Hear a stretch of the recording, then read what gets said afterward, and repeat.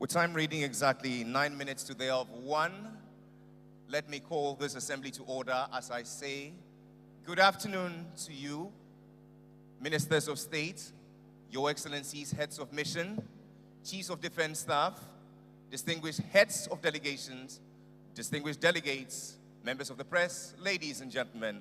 Welcome to Accra, Ghana, and for this auspicious occasion, it is the UN Peacekeeping Ministerial meeting happening at the behest of the Ministry of Foreign Affairs and Integration and the Ministry of Defense as hosts. My name is Jerry Adjo. And I am Squadron Leader Elizabeth Fadlak Salifo from the Ghana Armed Forces. And together for the next 2 days, we're pleased to be your directors for this ceremony. Your Excellencies, distinguished guests, ladies and gentlemen, this afternoon's program is in 3 parts. The first, which is the welcome cocktail, being hosted by the Minister for Foreign Affairs and Regional Integration, Honorable Shirley Ayokoboche, and the Minister for Foreign Affairs, the Minister for Defense, Honorable Dominic Nitiwo. Shall we please give them a round of applause for hosting this wonderful event? The next parts are 2 preliminary events. One is on improving environmental management in peacekeeping, which will be held in Committee Room 1, and a side event on women in peacekeeping to be held in Committee Room 2. The last part is the welcome dinner to be hosted by the Vice President of the Republic of Ghana, His Excellency Dr. Mahmoud Bawumia. We want to say Akwaba to you all. Welcome to Accra, Ghana. And to set the tone for this engaging afternoon, it's my distinct pleasure to welcome Ghana's Minister for Foreign Affairs and Regional Integration. Make welcome the Honorable Shirley Ayokoboche.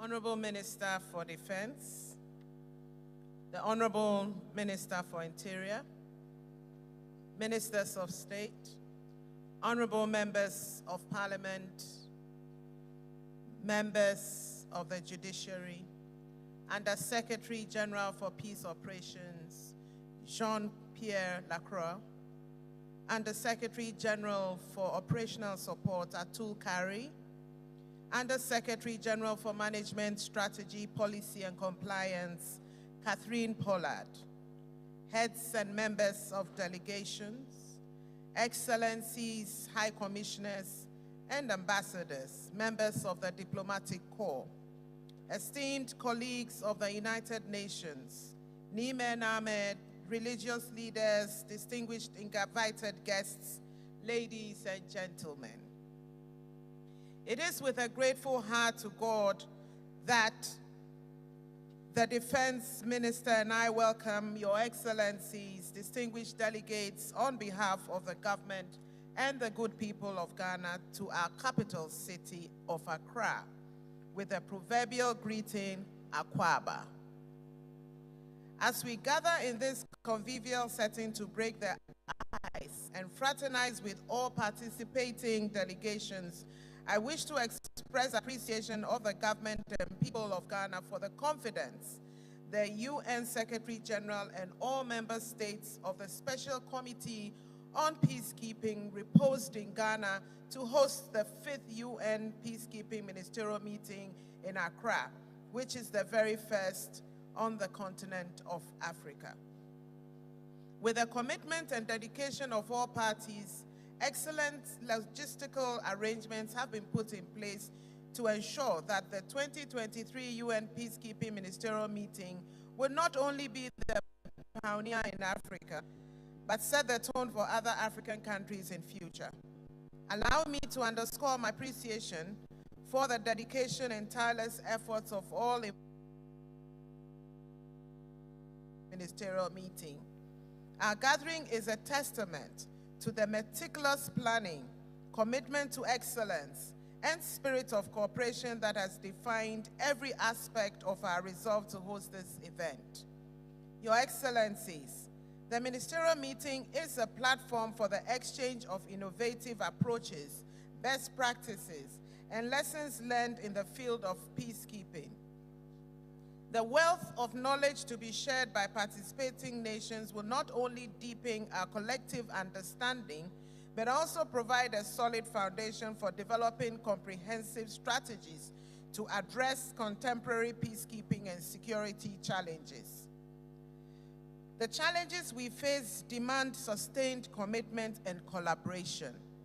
I urge each participant to translate the insights gained and the commitments made during our time together here into tangible actions that will contribute to peaceful and a global peace and security. It is my hope that our time together during the technical sessions of the ministerial meeting would be marked by a rich tapestry of ideas, perspectives, and collaborative efforts, as well as the continuous collective commitment by all member states geared towards the strengthening of the United Nations peacekeeping operations in line with the Secretary General's action on peacekeeping together with the A4P+ members. Throughout the ministerial meeting, my expectation is that the depth of our discussions, the diversity of viewpoints, and pledges made would be underpinned by the strength that arise from our unity in addressing the multifaceted challenges that define our global landscape today. Ladies and gentlemen, I look forward to the insightful contributions, thoughtful analysis, and robust spirit that would characterize the deliberations of each delegation. This afternoon's gathering serves not only as a celebration of our collective commitment, but also as an opportunity to establish bonds of friendship during this meeting period. The relationships established here would be instrumental in fostering ongoing collaboration and solidarity among nations committed to a shared vision of a more peaceful and secured world. Before I conclude, let me take this opportunity to invite you to explore some of the historic sites in Accra, such as the iconic Black Star Square, the Kwame Nkrumah Mausoleum, and many places in the city. Accra is a city of many parts waiting to be explored. December in Ghana is now the #1 events and entertainment season in Africa. I urge you all to try the very many delicious Ghanaian delicacies, cuisines in your free time whilst you're here. Ladies and gentlemen, we express our profound gratitude to all who have played a pivotal role in making this ministerial meeting a resounding success. May friendships be formed and the collaborative spirit that is witnessed here serve as a lasting testament to our shared commitment to a world which is characterized by peace, cooperation, and prosperity. May our gathering here in Accra be a continuation of the positive momentum we have collectively generated. I thank you for your kind attention. Thank you, the Honorable Shirley Ayokobotre, Ghana's Minister for Foreign Affairs and Regional Integration.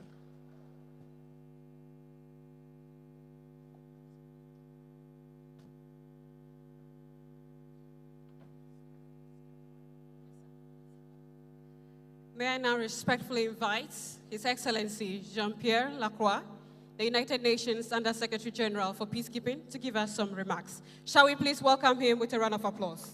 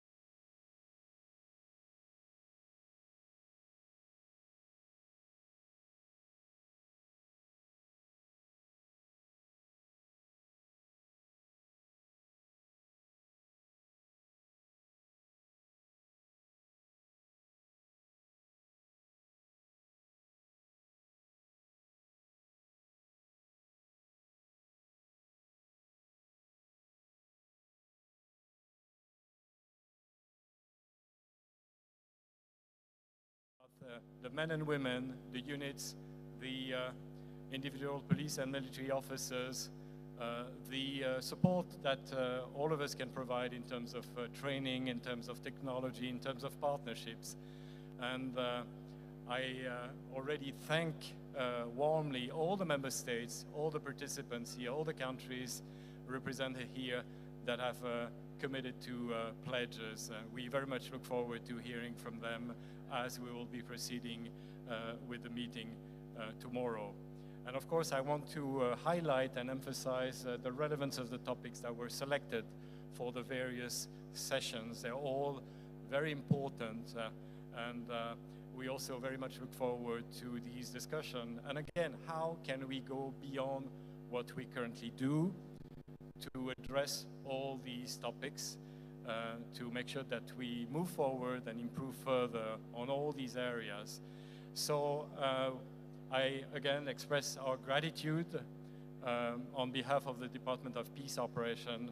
I think your presence here also is an expression of support and solidarity for our colleagues that are serving on the ground under very, very challenging and difficult circumstances and conditions. So I think that you know, they will be certainly heartened to see this expression of support from your countries. Thank you so much, and I look forward to the meeting. Thank you. We thank you, Your Excellency Jean-Pierre Lacroix, the UN Under-Secretary General for Peace Operations. Excellencies, ladies and gentlemen, this brings us to the end of this convivial interaction, following from which we shall retire to Committee Room 1 and 2 for the plenaries. The first plenary we shall have at exactly 14 hours GMT, 2 o'clock, will be on improving environmental management in peacekeeping. The second, which will take place in Meeting Room 2, will be women in peacekeeping, and we invite all delegates to make their way to the respective rooms when it's time. The seating arrangements are as follows. Can I please see by hand all heads of delegation? All heads of delegation, yours is the Meeting Room 1. Right at 2 o'clock, you'll be ushered first to the Committee Room 1. You'll be followed by all heads of mission. All of us will make our way to the Committee Room 2, where we shall have a live feed of the proceedings, and at exactly 16 hours GMT, 4 o'clock, we shall reverse, and those for the second plenary would go to the Committee Room 2. Don't worry, we'll be there to make sure that it is smooth and painless. To this end, we want to say thank you, Your Excellencies, Honorable Ministers, for gracing this occasion for us. Please, a round of applause for them. And so let the interaction continue. At exactly 2 o'clock, we break off into our respective rooms. Thank you very much.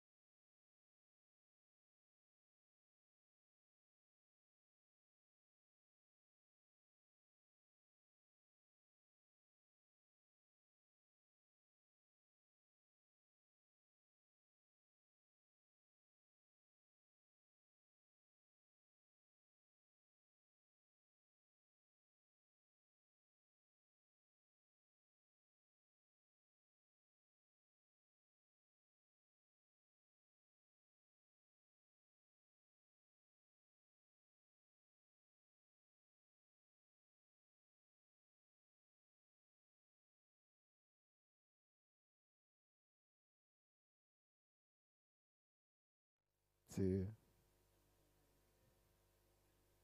two, two, two,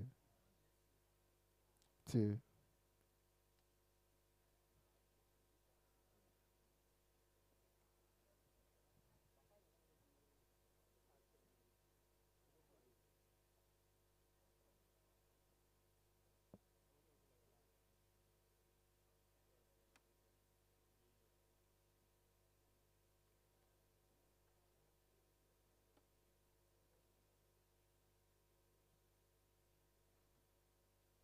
Yeah, two, two, two,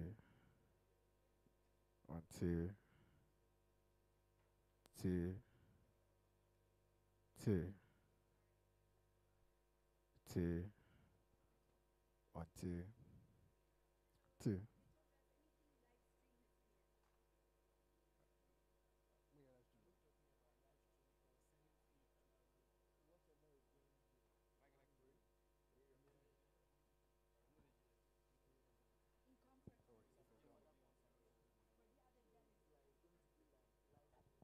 Yeah, come over here.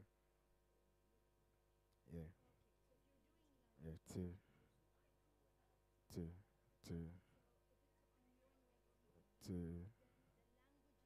Yeah, two, two, two, three, one, two, two, two, two, two, two, two. I know they comes to.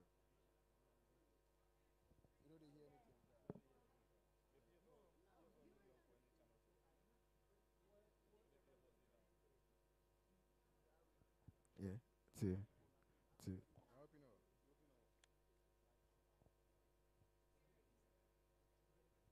Yeah, yeah, two. Yeah, two. Yeah, two. Two.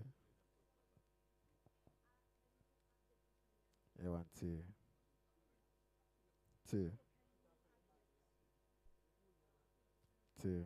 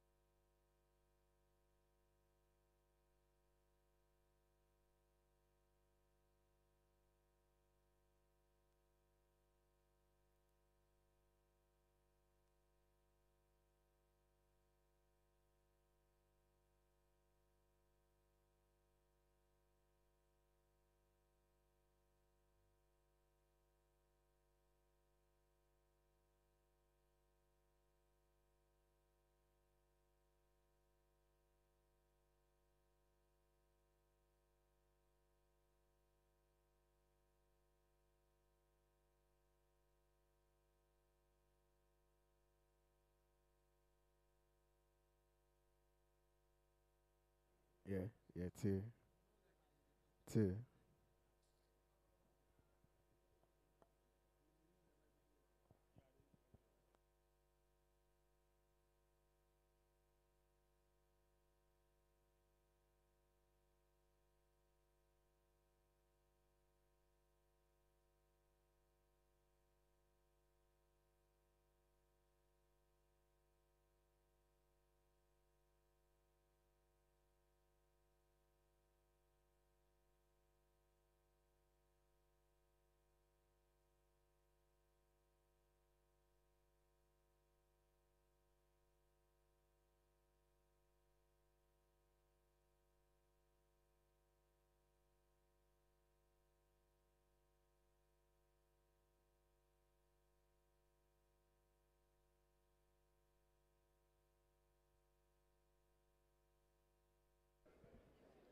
Testing, testing one. Testing,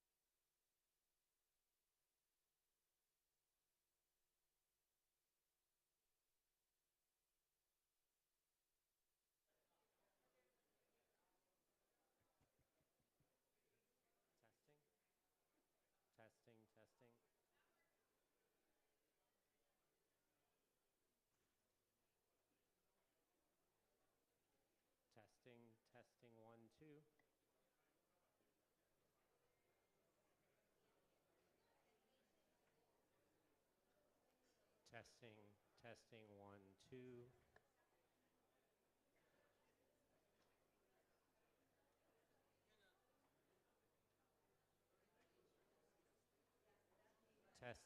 Testing one, two.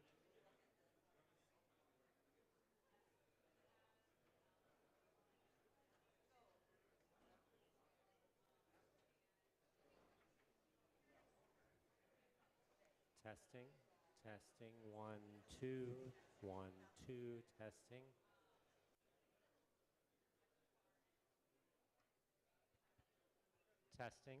Testing one, two, testing one, two.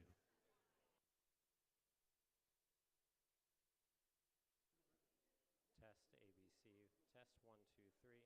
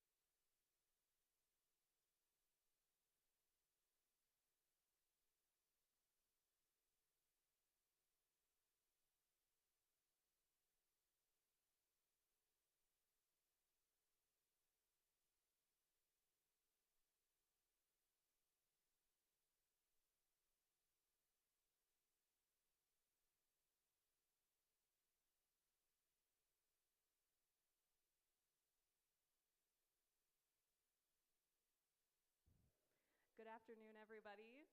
We will begin in just a few moments. If you are sitting on our panel up here on stage, could you please make your way? So we should have our delegates from Bangladesh, Bhutan, Italy, and Nepal. So if that is you, can you please come to the stage at this time? We will begin in about 6 minutes. Thank you.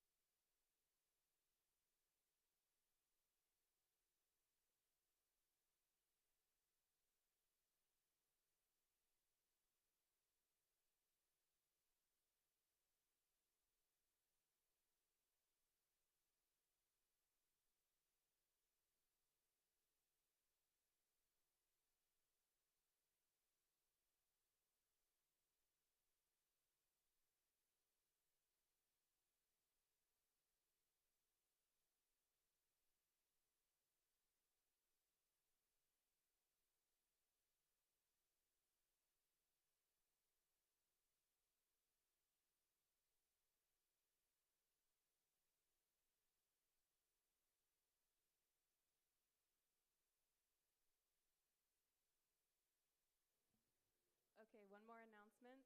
If you are looking for Wi-Fi, we have the information up here. So there is an ID and a password that you can access the Wi-Fi. The information is up here. Thank you.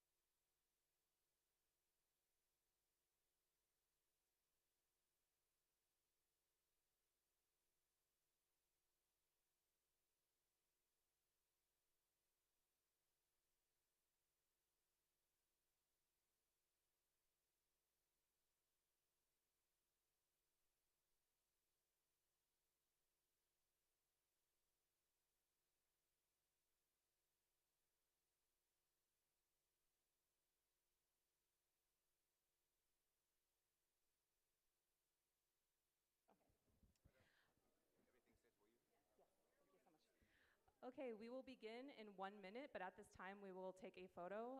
So we have our panelists and our speakers up here on stage for a photo. Thank you so much.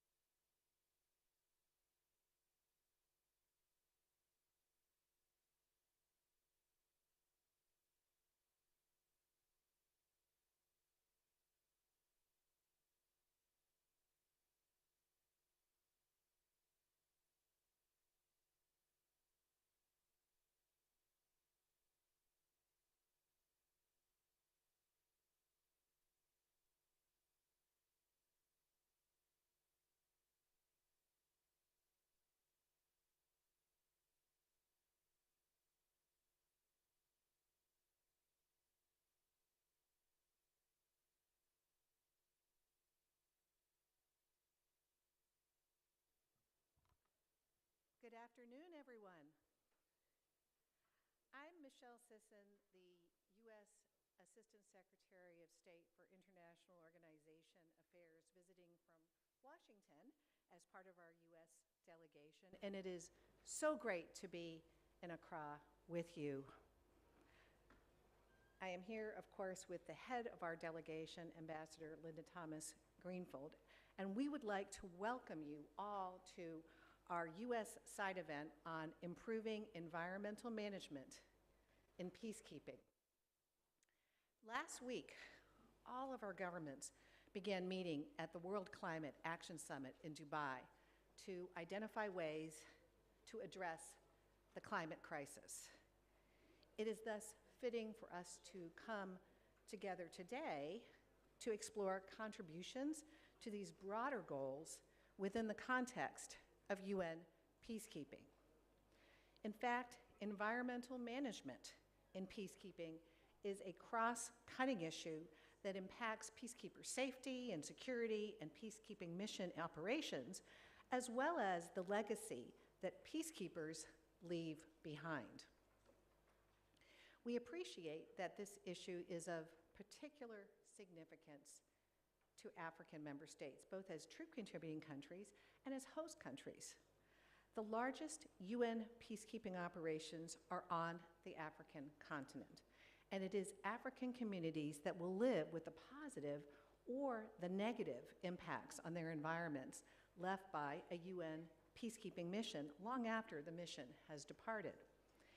In its 10-year UN Secretariat Climate Action Plan, the UN committed to transforming its operations to achieve a 45% reduction in greenhouse gas emissions and sourcing 80% of electricity from renewable energy by 2030.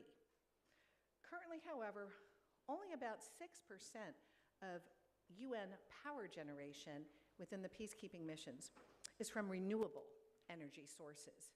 So as troop and police contributing countries account for approximately 40% of mission electricity production and a significant percentage of missions' overall environmental footprint, transitioning contingent-owned equipment to renewable sources is an essential component of meeting UN climate targets.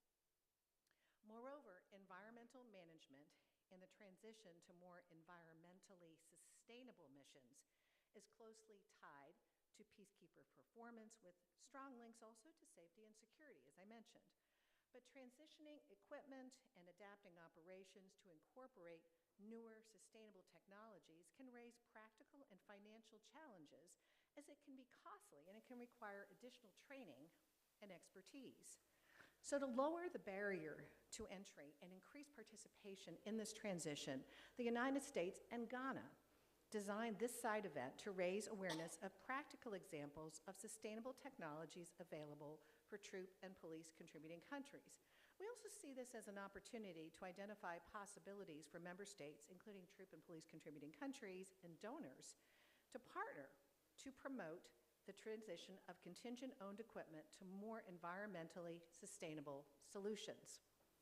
So during today's side event, we will discuss the way forward for the UN's environment strategy and consider practical opportunities for investing in more sustainable equipment and practices. We will further explore the operational benefits of transitioning contingent owned equipment to more sustainable solutions, and we'll share experiences of member states leading on environmental management. So I am very honored to begin our discussion today to introduce U.S. Ambassador Linda Thomas Greenfield, our permanent representative to the United Nations in New York. Please join me in welcoming Ambassador Thomas Greenfield.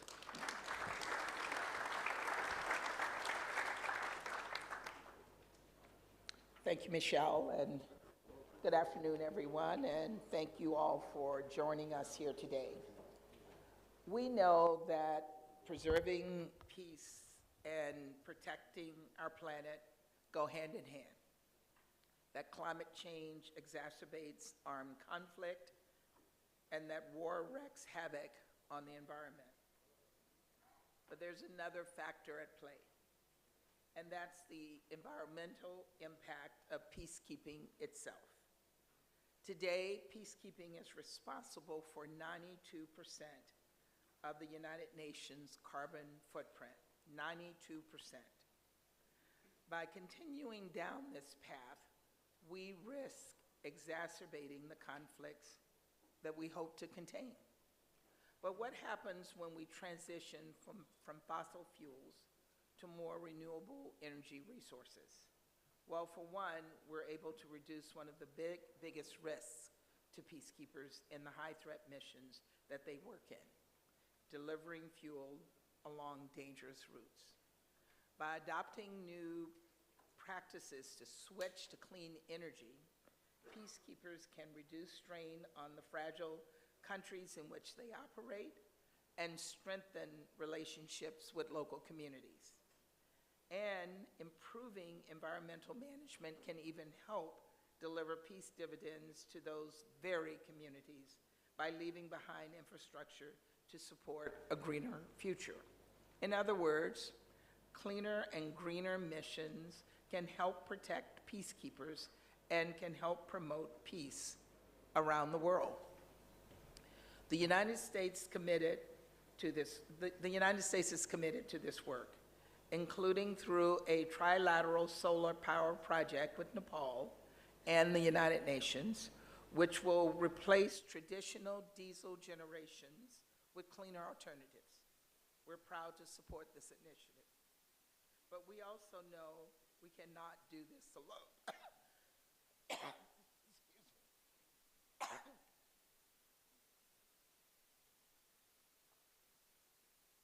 Sorry about that. We know we cannot do this alone. We need to create new partnerships and strengthen existing ones, whether it's working together to prioritize clean energy, better manage water and waste and wastewater, or build greener infrastructure. Friends, conflict and environmental exploitation are inextricably linked. But if there's hope, it's that the opposite is also true, that peacekeeping and preservation are mutually reinforcing. Together, we can create both a peace and a planet that are sustainable in the same sense of the word. Thank you very much.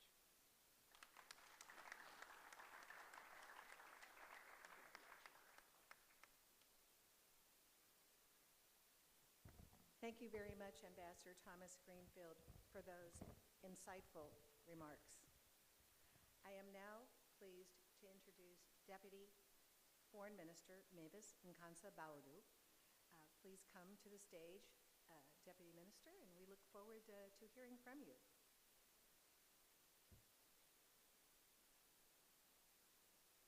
Thank you.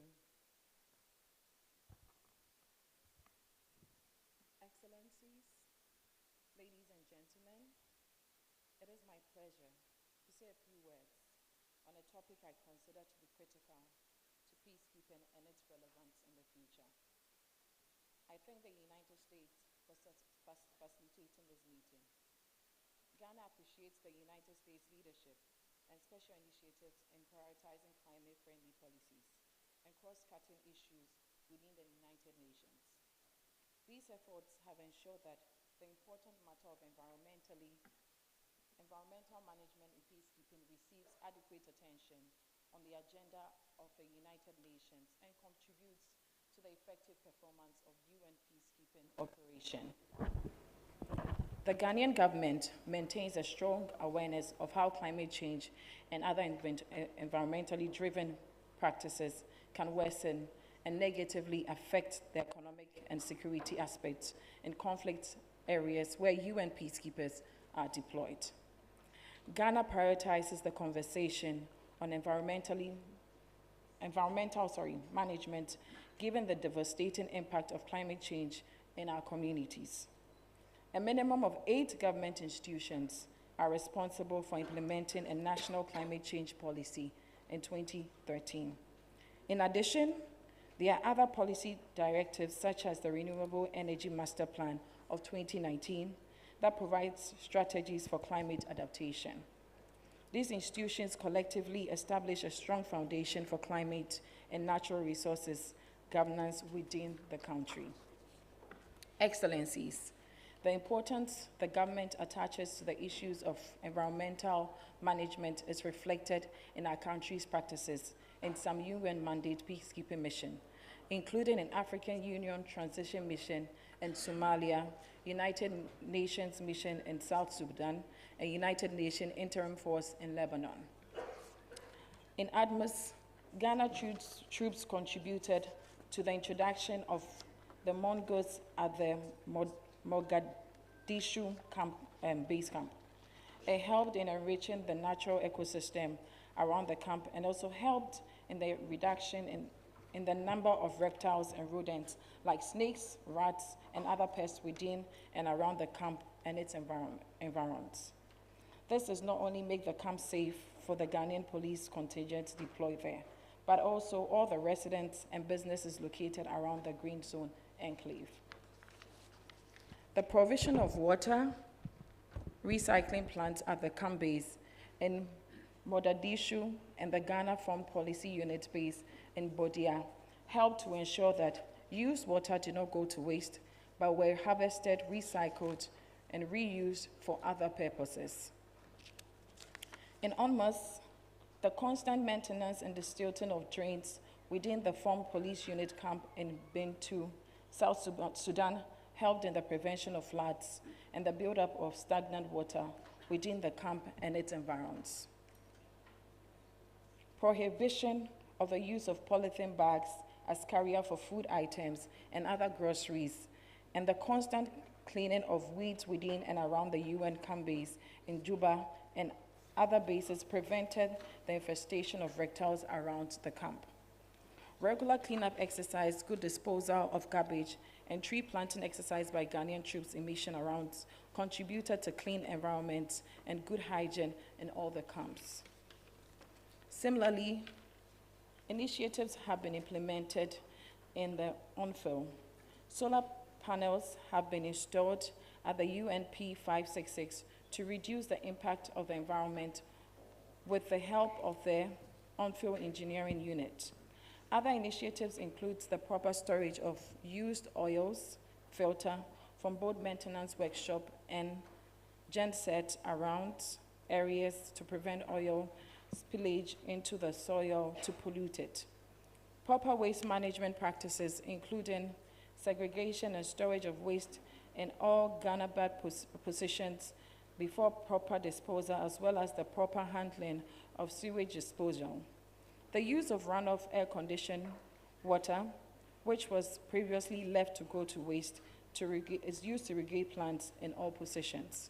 Excellencies, I wish to underscore the fact that good environmental management practices can have significant health consequences, particularly for vulnerable populations.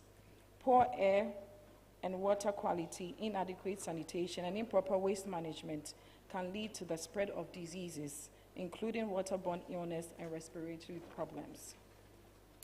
We remain convinced that the UN peacekeeping operation still have perspective of positively on the social, economic, and political stability of missions around. We therefore hope that today's meeting is going to generate adequate interest from member states and all troops and police contributing countries. I am pleased that this side event will explore ways to that innovative partners can contribute to the effort of troops and police contributing countries to meet key UN environmental management goals. I hope that there will be emphasis on a number of points. First, states should take urgent and measurable actions to prioritize evidence-based improvement aimed at reducing the environmental footprint of missions. Secondly, partnership between a donor and troop or police contributors can help overcome some of the hurdles to transitioning to more sustainable contingent-owned equipment and result in impactful outcomes on the ground. Lastly, in line with the UN pledging guide for the 2023 United Nations Peacekeeping Ministerial, we encourage member states to support UN's effort aimed to reducing the environmental footprint of missions, including through the transition to renewable energy, a reduction in electrical demands, water consumption, and solid waste generation, and improvement in water waste, solid waste, and energy management. In conclusion, I wish to assure you of Ghana government's commitment to ensure that our peacekeepers adhere to all sound and sustainable environmental management practices, and will continue to do our best in support of all UN efforts aimed at keeping environmental footprint of all UN-mandated peacekeeping mission to the barest minimum. I thank you for the kind attention.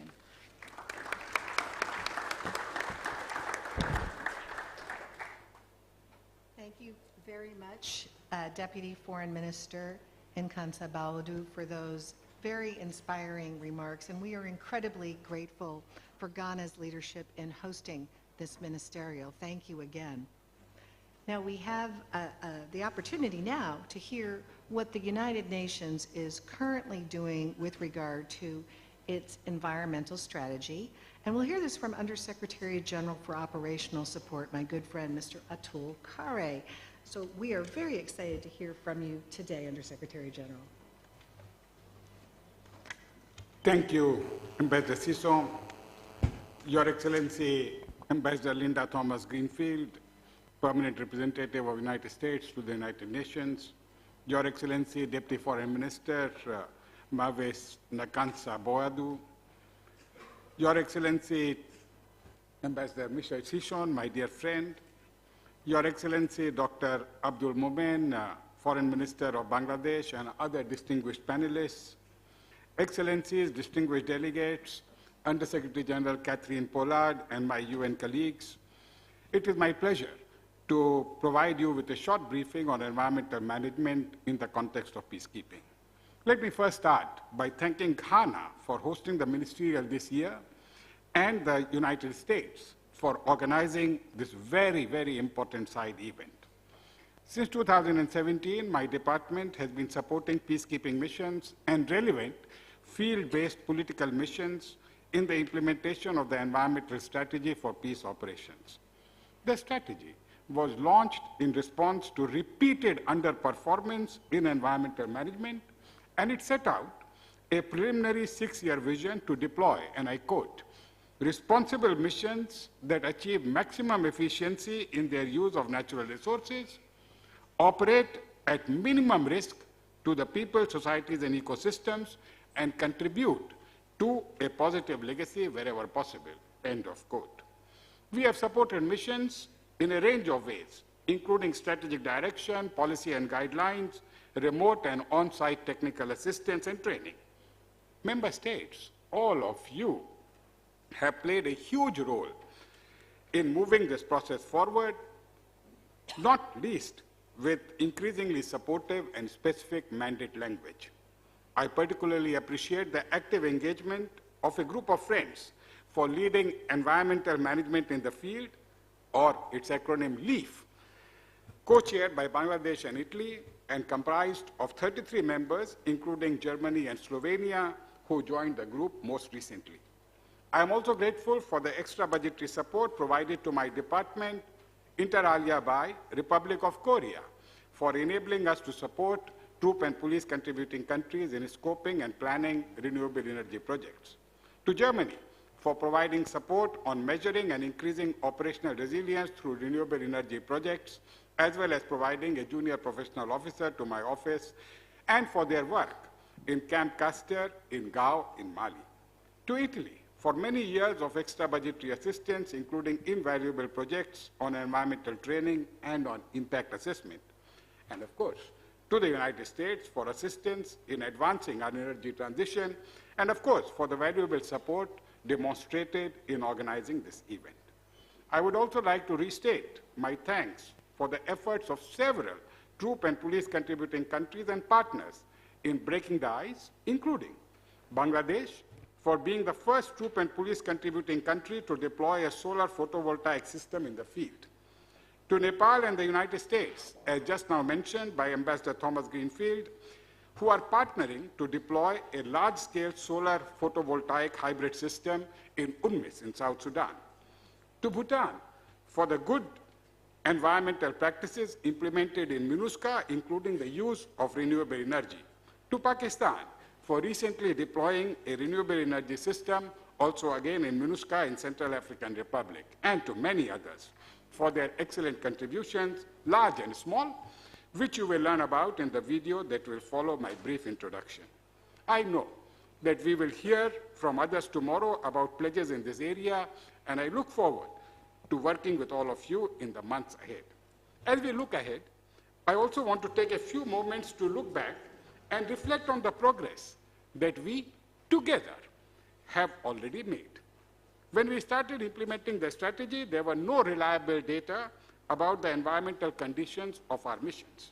Today, we have just finished processing increasingly robust data from the 6th year of strategy implementation, and I wanted to highlight just a few of the positive performance trends achieved during this period. First, overall mission environmental scores have increased from 61 in 2017-18 to 81 in 22-23. So for those who are comfortable with the grade system, from C+, we have now moved to A+.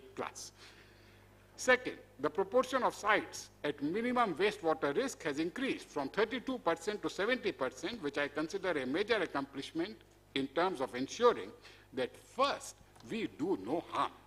Third, the proportion of waste now treated with preferred disposal methods such as recycling, composting, and incineration has increased from 19% only to 65%, a major jump in a relatively short period. Fourth, fuel use per capita per day in electricity generation has decreased in 6 years from 4.1 liters to 3.7 liters. Now, this may sound very modest, 400 ml of diesel saved per capita per day. But in real terms, this represents a reduction of 15 million liters of diesel per year, or around 40,000 tons of greenhouse gas emissions that were avoided. Finally, while the renewable energy share, as pointed out by Ambassador Sisson and Ambassador Thomas Greenfield, has only increased from 1% to 7% in the past 6 years, we can expect this growth to accelerate given the many projects already underway and the time lag required to install and commission projects.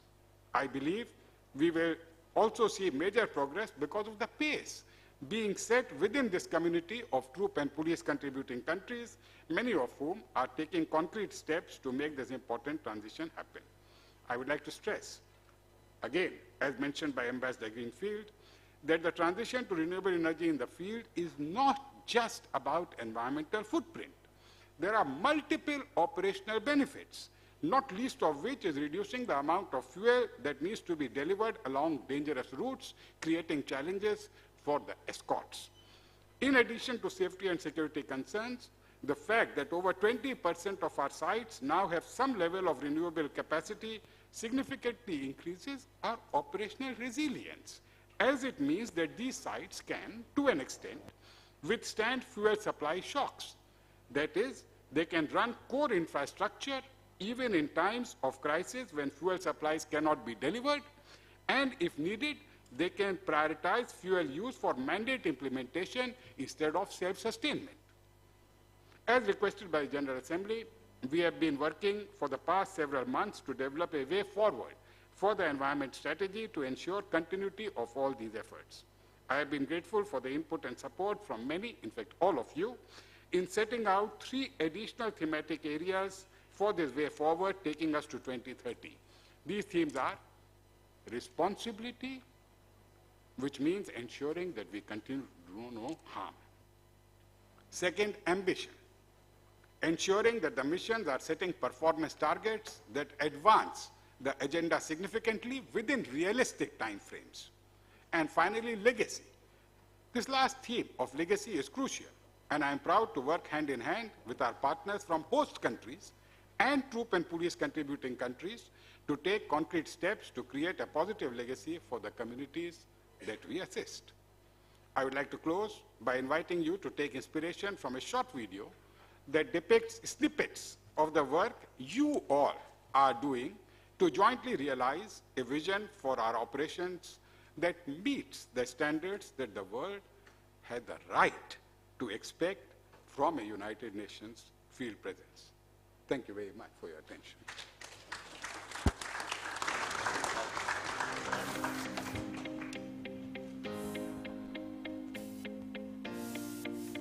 In the realm of United Nations peacekeeping, environmental management is more than doing no harm to the ecosystems we are operating in. It is a vital part of our work, affecting peacekeeper safety and security and the success of mission operations, and even creating opportunities to leave behind a lasting positive legacy. Upholding the highest environmental standards is important for maintaining our reputation and gaining acceptance from host communities. Both factors are essential for fulfilling our mandates. At the same time, many of the regions where we are deployed are already grappling with the severe consequences of climate change, making it crucial for us to avoid being part of the problem. We are proud to work hand in hand with our partners from troops and police contributing countries as we take concrete steps to reduce our environmental impact and create a positive legacy for the communities we assist. Every action we take, no matter how small, holds the potential to make a significant difference. In the spirit of leading by example, we cherish water as the invaluable resource it is, using it judiciously and making sure we also consider the needs of our host communities.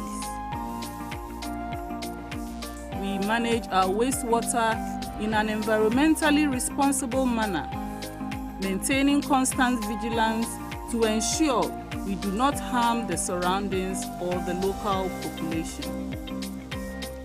Managing solid waste responsibly is another vital aspect of the work of our missions. We strive to minimize the amount of waste we produce and to make sure the waste we do produce are either recycled, reused, or disposed of safely. Implementing energy efficiencies and transitioning to renewables not only reduces the carbon footprint of UN operations, but also enhances the safety of our troops. This is achieved by increasing our energy autonomy and reducing our reliance on dangerous fuel convoy routes. Our commitment to environmental management is steadfast. Today, we are here to explore how we can strengthen our partnership with all of you to further decrease our environmental impact while fostering a positive legacy in the communities we assist. Join the discussion and share your ideas on how we can shape a more environmentally responsible future together.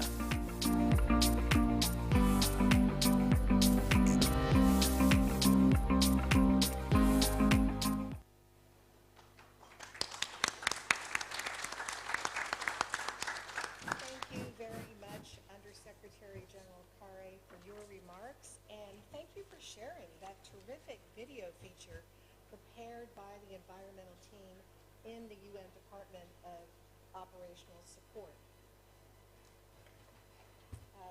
It is really great to see all of the initiatives being implemented all around the world. So thank you for sharing that video with us. It is really, I think, on all of our shoulders to improve environmental management in peacekeeping. You've given us a lot of inspiration. We are now pleased to be able to hear from Andrew Hyde, the Director and Senior Fellow of the Multilateral Financial Diplomacy Empowering Peace Programs at the Stimson Center, which promotes international security and shared prosperity through applied research and analysis, global engagement, and policy innovation. Over to you, Andrew. Thank you. Thank you very much. If this is, can you hear me? Yeah, there we go. Okay. Thank you.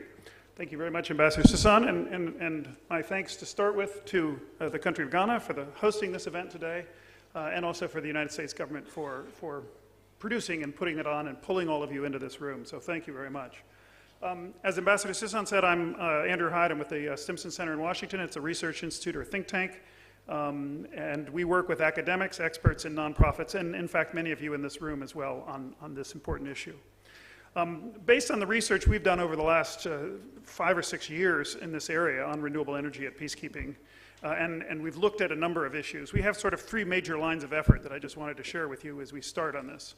One is the first line is really encouraging greater immediate use of renewable energy by UN peacekeeping missions and troop contributing countries and police contributing countries through the COE working process and partnership support. And that's, in fact, why we're here today, to really sort of try to spotlight that issue. Secondly, our work looks at promoting public-private partnerships, going beyond the UN, working with local developers, local financiers, so that ultimately peacekeeping missions are transformed from being energy producers to energy customers, and while also expanding energy access to surrounding communities.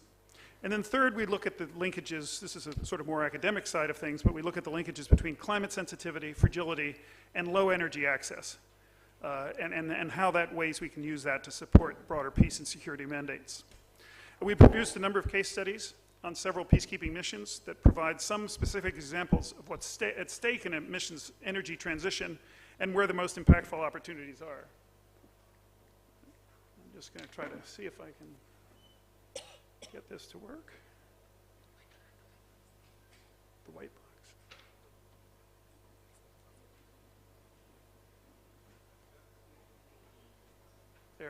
There we go.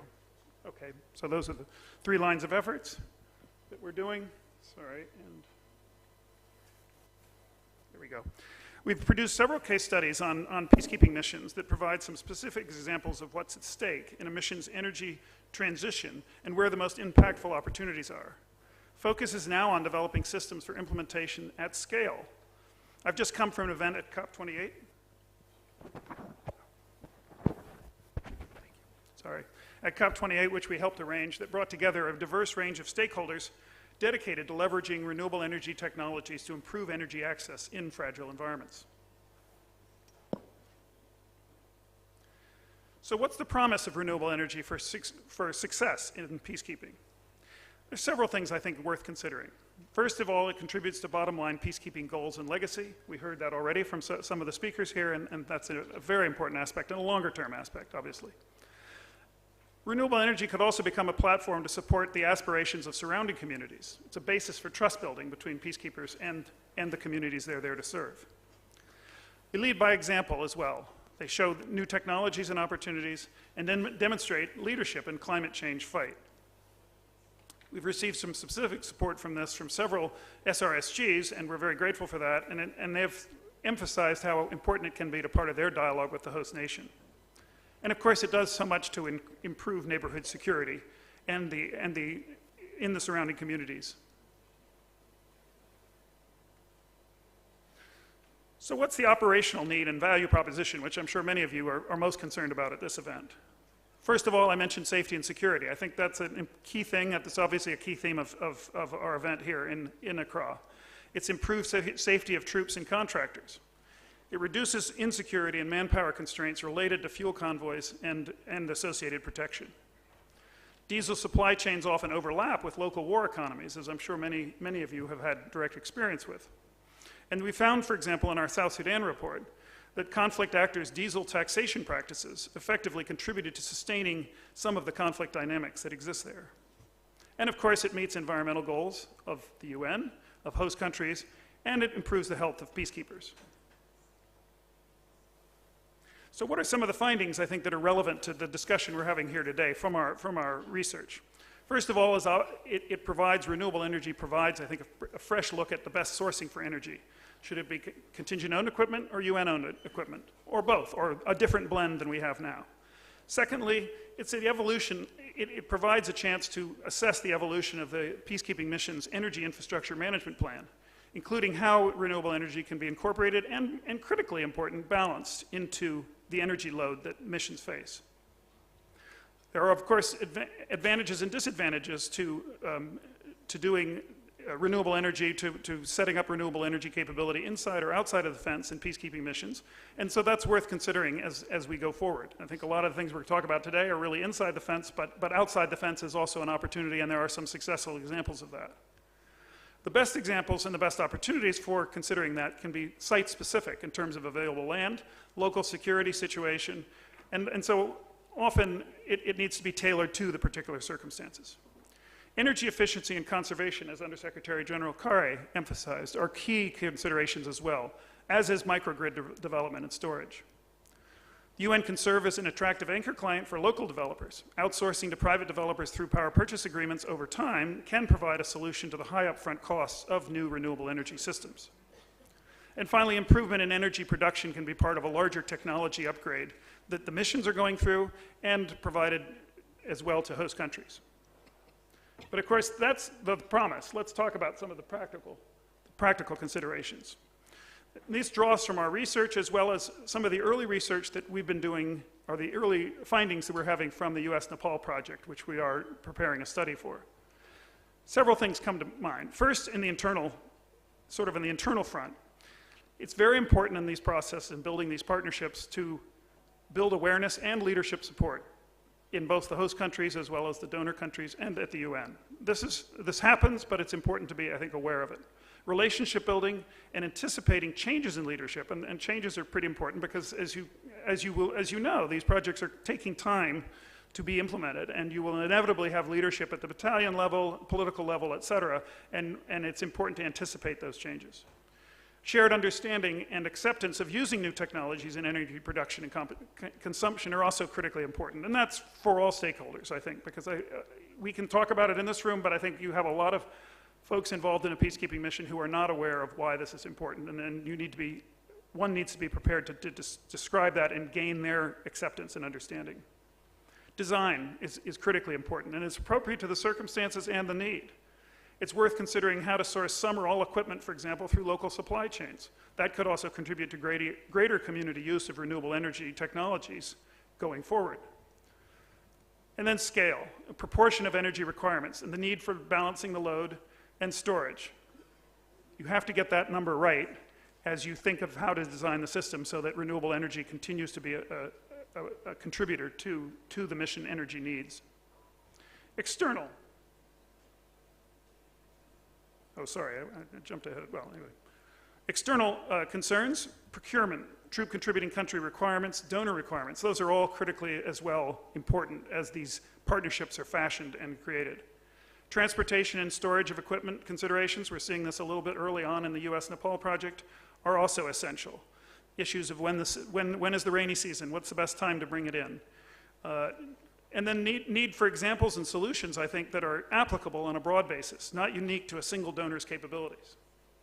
And finally, of course, and critically important to many in this room, host nations' goals, regulations, and taxation considerations going forward. If it comes in purely as a contingent on equipment, of course, some of that doesn't really apply. But if there is the option eventually to expand it to the local community, then how the host nation approaches and engages on that is critically important. Operational. Installation requirements, what are the skills that you need to put a system in and to maintain it? Training for maintenance and operation are both critically important as well. What is the kind of training you need, the length of it, the timing, when should you do it, and the amount of training for operation and sustainment. These should obviously be synchronized with not only the initial deployment of the equipment, but then planned deployments, troop deployments going forward, either at the training centers in the troop contributing countries and elsewhere, or on the ground. But training needs to be thought through as a continual process. Critically important is data collection and monitoring. You need to know what you're actually accomplishing and what's the baseline need right now. And the US Nepal project has gone through that already, looking at the baseline electricity loads there and then making the system sort of adapt to that. Maintenance requirements, I mentioned maintenance in passing, and what I call auxiliary requirements. So what are some of the other things you might need along with? Everyone's just thinking solar panels in many of these cases. But storage, existing generation capacity. Is it grid accessible, or is it going to be a standalone system? And then balancing the load as a result. And then again, Undersecretary General Kare mentioned legacy, critically important. What do we do to both horizontally to share mission lessons learned going forward? And what are the legacy plans when the system no longer when hopefully the troop contributing or the peacekeeping mission is no longer there, what will be done with the system? What you don't want to do is have a system where you're having to take it with you. Finally, I just want to say, I want to observe at the end here that all of this is somewhat huge, I think, for a lot of organizations to take on. And what I have been impressed as an outside researcher and having worked a lot with the UN is the amount of support that is available to basically almost any kind of stakeholder that wants to be involved in this. A donor, troop contributing, police contributing countries. There is support there. Support mostly from the UN Department of Operational Services, and I've seen a system transformation in their approach to this and how they can help. And I know they've been doing some outreach to a number of countries in that respect. But there are others, including my own institute and others who care a lot about this, and a lot of stakeholders out there that can be helpful. So please know that if you're interested in this, there are resources available for you. And I want to thank you very much for this, for the chance to speak to all of you, and I welcome anybody who would like to approach me after this event in the next day or two to talk about this further. Thank you very much.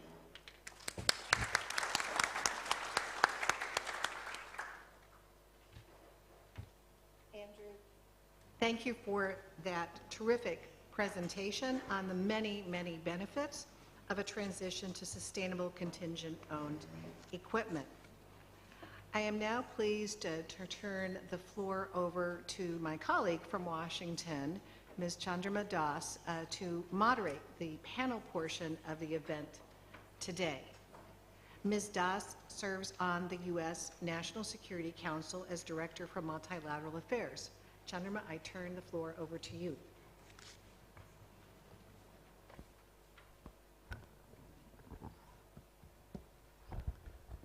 Thank you so much, Ambassador. President Biden has been a longtime supporter of UN peacekeeping from his time in the Senate. In 2014, then Vice President Biden co-hosted the inaugural Peacekeeping Ministerial, calling for new partners to join the noble cause of UN peacekeeping, with their vast experience, expertise, and equipment to help modernize UN peacekeeping. Bangladesh, Bhutan, Nepal, and Italy answered the call and continue to meet the needs of UN peacekeeping, not only to better protect civilians and support political processes, but also to leave a lasting legacy of UN peacekeeping that reduces the UN's carbon footprint, but also provides a sustainable environment solutions to host communities. I'm looking forward to hearing more. So before I introduce our panelists, I just want to let you know they have asked me to be timekeeper, and I'm going to unfortunately have to interrupt you very rudely, so I'm apologizing already. So thanks. I'm going to start with Bangladesh. I'm privileged to introduce Dr. Momin, the Honorable Foreign Minister from Bangladesh.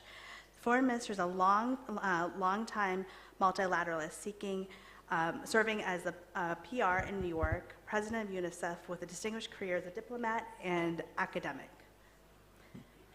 Foreign Minister. Thank you very much. Bismillah ar-Rahman ar-Rahim.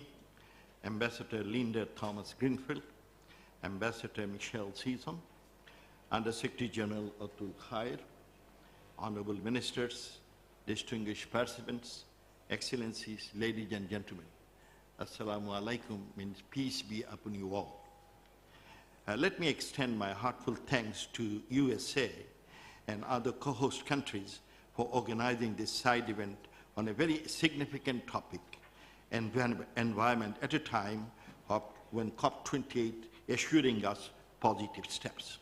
I am pleased to join here today, and I thank the distinguished panelists for their insightful remarks. Excellencies, climate change is the #1 challenge of the world today. Therefore, environmental management is, as it should be, an integral part of UN peace operations. I'm happy that we have seen commendable progress by the peace operations in environmental management and reducing own environmental footprint, especially after the launch of the environment strategy for 2017 to 23. It is good news that the Special Committee on Peacekeeping Operations, known as C34, has made specific recommendations for environmental management in the peace operation in recent years. It is also encouraging that the cross-cutting resolution of the 5th Committee of the UNGA has called for a way forward of the recently completed environmental strategy of the DOS. We have learned that around 80% of the UN's own carbon emissions come from its only 6th largest peacekeeping operation. So it is significantly important that UN peacekeeping missions reduce dependency more and more on conventional sources of energy and shift towards the renewable energy. Transition to renewable energy can substantially cut the carbon footprint as well as reduce potential threats to peacekeepers and the means of fuel transportation. In a way, the host communities can greatly benefit from the best practices of environment management, in particular, water and waste management. Excellencies, as one of the most climate vulnerable countries, we always feel urgency to reduce the environmental footprint of our peacekeepers and leave a positive legacy in the host country. Bangladesh served twice as the president of the CBS, a forum of 58 climatically vulnerable countries. Currently, we are a Troika member with Ghana. Bangladesh is a co-chair of the group of Friends on Leading Environmental Management in the field, along with Italy, has been playing instrumental role since its establishment in 2018 and extended support to the Department of Operation Support for the implementation of its environment strategy 2017 to 2023. Bangladesh takes pride of being the first troop and police contributing country to install solar panel in UNMISS in South Sudan. In this ministerial, we have pledged to install another 20 kilowatt solar panel as contingent own equipment. We are also emphasizing on the biodegradable fiber and plant-based products as an alternative to plastics and promoting homegrown adaptive measures to save the environment of the host country. In this connection, I would like to share with you that Bangladesh has good varieties of environment-friendly jute products which can be used substantially as alternatives to plastics and one-time use goods. Excellencies, let me highlight a few points. First, I would like to highlight the need for commercially feasible contingent own equipment, reimbursement rate, and method for the renewables. We look forward to partner with the member states to install more renewables, considering the initial high cost of installing renewable energy and non-availability of renewable resources in some areas. The hybrid model of using conventional and renewable sources energy together can be a good solution. Second, we underscore the importance of the involvement of private sector in this field. Depending only on the COE cannot be enough to achieve the target set by Secretary General of sourcing 80% of the UN's electricity consumption from the renewable energy by 2030. Third, it is important to focus on capacity building and ownership of the host communities to take over the projects once the missions are closed down. Capacity building of the host states is crucial to have a sustainable impact to our work in leaving a positive legacy and to make it complementary of the efforts towards sustainable development goals. It is also important that environment management is a whole of mission approach covering the whole lifespan of the mission and leaving a positive impact after after downgrade. We also highlight the need for developing specialized training materials for peacekeepers aimed at enhancing environmental awareness and practices at all levels. Fourth, innovative approaches and initiatives are needed to transform the peacekeeping operations into more environment-friendly entities and need to set their mandates in a way to contribute in saving biodiversity of the host country and also to supplement the work of Agenda 2030.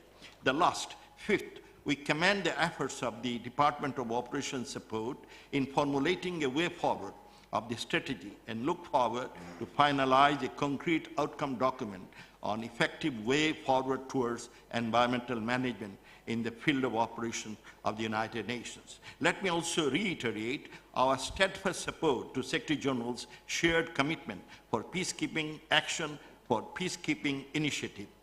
May I end with reminding you of a little poem. And the poem says, little drops of water, little grains of sand makes the mighty ocean and the pleasant land. Our little effort will surely help us in saving this great planet Earth. Thank you very much. Enjoy Bangladesh. Thank you so much. It's my honor to introduce Lieutenant General Sringh, the current Chief Operations Officer of the Royal Bhutan Army. Bhutan has served honorably in many UN peacekeeping missions, including Central African Republic. Lieutenant General. Thank you.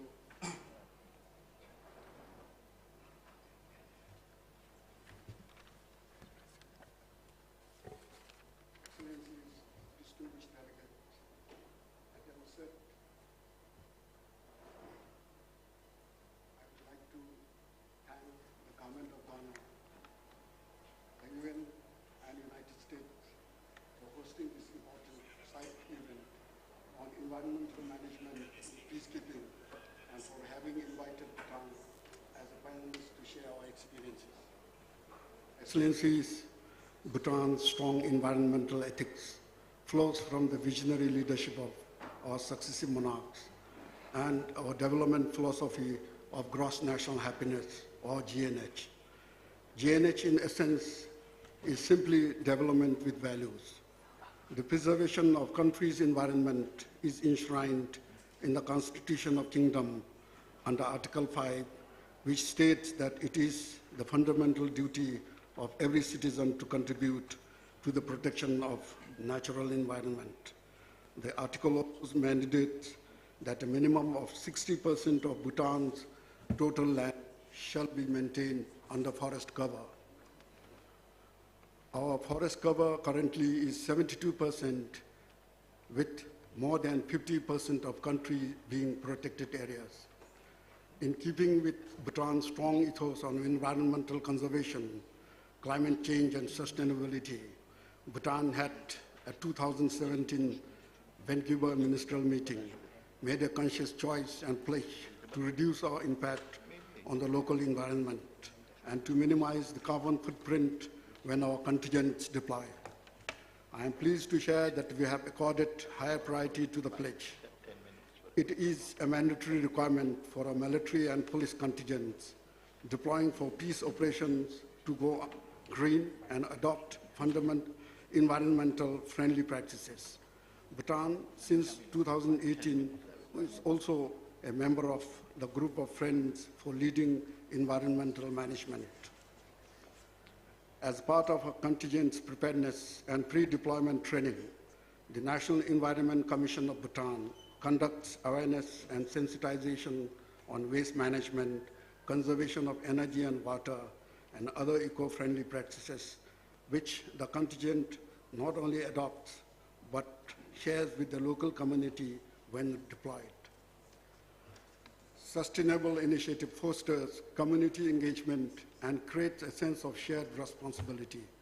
Contingents also required to undergo UNITAR online training course, Introduction to Environment and Natural Resources. Excellencies, as our planet faces unprecedented challenges to our climate and natural resources, it becomes imperative for all of us to reduce our ecological footprints and contribute towards more sustainable peace operations. In doing so, allow me to highlight some of the key eco-friendly measures that our contingent is adopting in MINUSCA.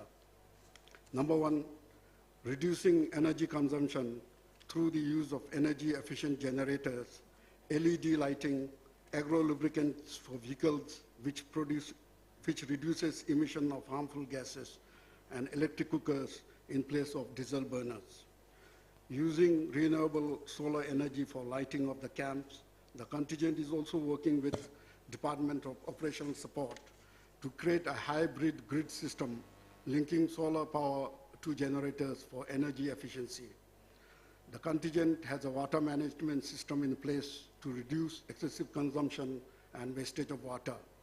The contingent is saving water by harvesting rainwater, AC water for gardening, vehicle washing, dust control, and toilet flushing purposes. Planting and ownership of trees for carbon sequestration. The contingent has planted 400 indigenous trees in the camp area. Each member of the contingent is entrusted to take care of 2 trees. Within 2 to 3 years, the trees are expected to start offsetting the carbon footprints of each member of contingent. A proper waste management and disposal mechanism. Solid wastes are collected and segregated on daily basis and disposed in an environment-friendly manner. Non-degradable and biohazardous waste are disposed safely by reaching it to the mission waste management and incineration point.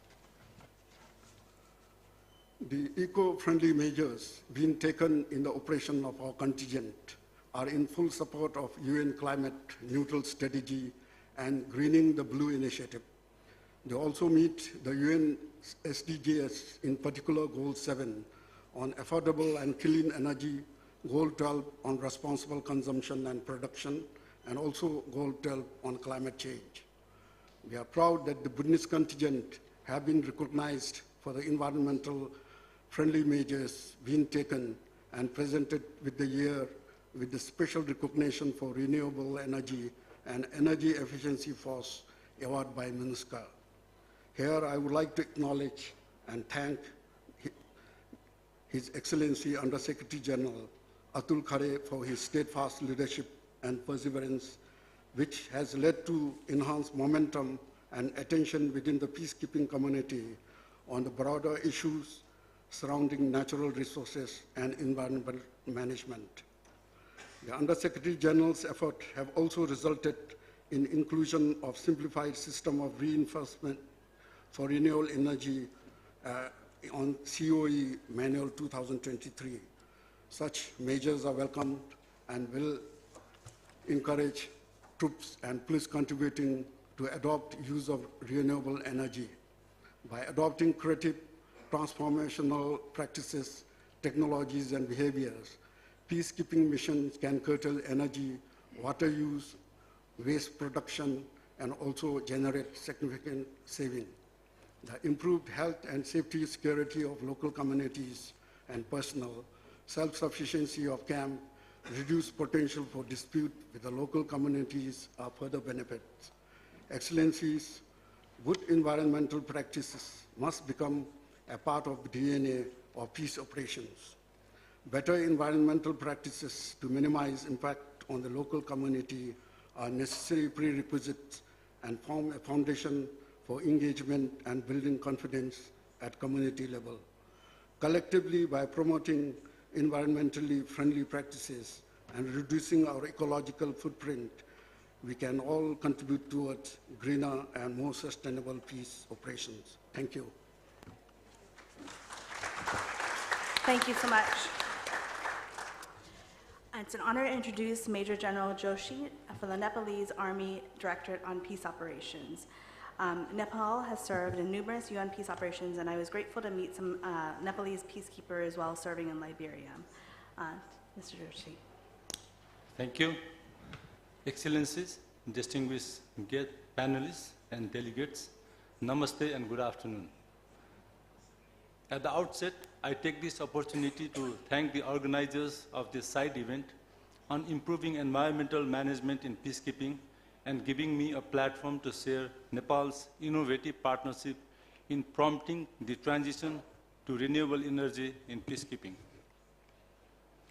Nepal recognizes the importance of integrating sound environmental management practices into every aspect of peacekeeping missions to contribute to building sustainable peace and supporting local communities in conflict-affected areas.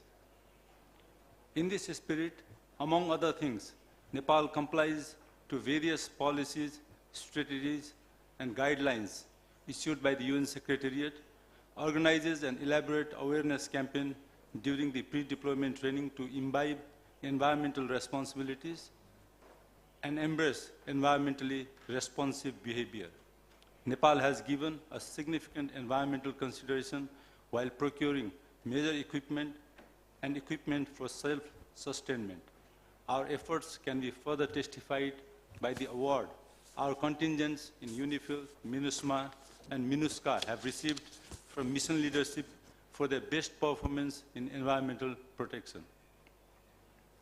Ladies and gentlemen, costly to operate, diesel generators used by the UN and troops and police contributing countries, including Nepal, in field missions emit more than 500,000 tons of greenhouse gas to the atmosphere on a yearly basis.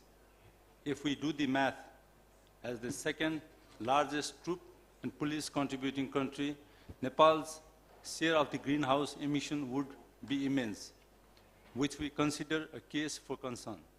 As mandated by the General Assembly, the UN is striving to reduce the environmental footprint of peacekeeping operations and is accelerating its transition to renewable energy systems. Responsible for about 38% of the electricity produced in peacekeeping missions, TPCC can contribute to this energy transition by deploying solar photovoltaic systems in the field. Nepal wishes to and is trying to be the part of this effort. To drastically reduce carbon emissions and break free from the dependence on fossil fuel generators in field missions, Nepal has undertaken a groundbreaking initiative by installing a hybrid solar photovoltaic system project at Birendra Peace Operations Training Center, Panchkhal. This revolutionary pilot project, valued at over $5 million USD, has been accomplished through an invaluable triangular partnership between the United States through Global Peace Operations Initiative, GPOI, program, and Nepal with support from the UN Secretariat. GPOI has generously provided all the necessary equipment for the solar installation, including its transportation, facilitated equipment connection, transmission, and solar power generation, and plan to conduct training on system maintenance and sustenance. Moreover, the UN has provided technical support and expert service on the design before installing the equipment. A similar groundbreaking project is also planned for the UNMISS and other missions. Troops going to these missions can learn handling and managing equipment in our training centers during their pre-deployment training. We firmly believe that this kind of triangular partnership can serve as a model for future collaboration efforts and pave the way for adoption of clean energy in peacekeeping. Relatively costly and sometimes cumbersome, the transition to renewable energy in the field brings multiple benefits. Simple to operate and maintain. Solar photovoltaic systems are modular in nature and can be expanded to suit the evolving energy needs of the contingents. In addition, solar photovoltaic systems have an extended useful life, 25 to 30 years, allowing them to be redeployed to other operating bases or to be donated to the host community when a TPCC contingent is repatriated. Finally, building innovative partnerships to promote the transition to renewable energy can be a great model as being practiced by Nepal, supported by the US and the United Nations as part of triangular partnership. This way, we can reaffirm our commitment to improving environmental management in peacekeeping. Thank you very much.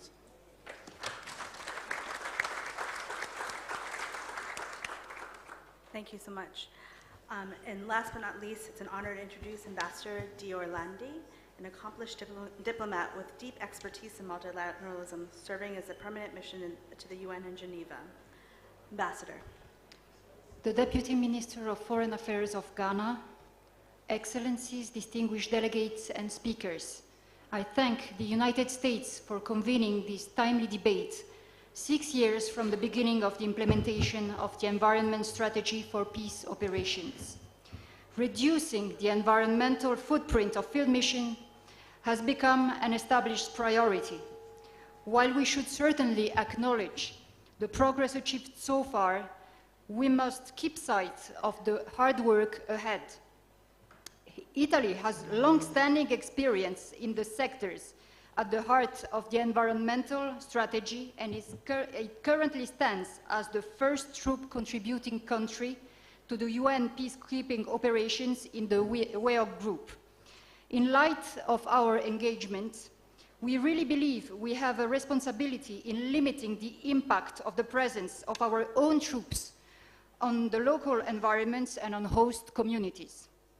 As co-chair, together with Bangladesh, of the group of friends on leading on environmental management in the field, we actively participated in the consultation process carried out by Under-Secretary General Carey for finalizing the way forward of the strategy and keep implementing it through 2030. Let me stress how important it is for Italy to support the efforts by the UN Secretariat to increase ambition, as we need to reach substantial progress in the use of renewable energies, the management of water and wastewater, the reduction of energy consumption. At the same time, we encourage the idea of the UN Secretariat to establish mission-specific environmental targets. We also believe that leaving a tangible, positive legacy is an imperative.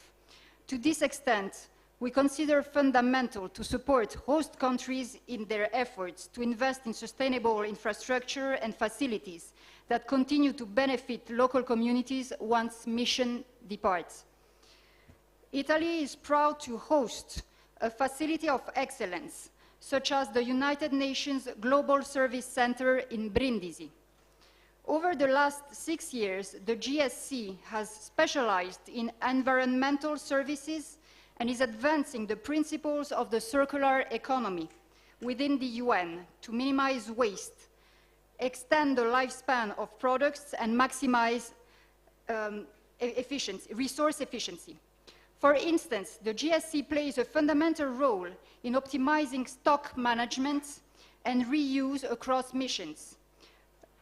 High-value assets that have usable lifespans remaining are refurbished in Brindisi and redeployed to other missions instead of being discarded and replaced with costly new procurement. Italy's commitment to training and capacity building is another critical aspect of its role in green peacekeeping. With several major missions recently closing and more closures expected in the future, it is critical to develop a well-defined post-mission strategy that allows the UN to leave a tangible and positive legacy. It is also worth exploring potential synergies with new entities to forge new partnerships.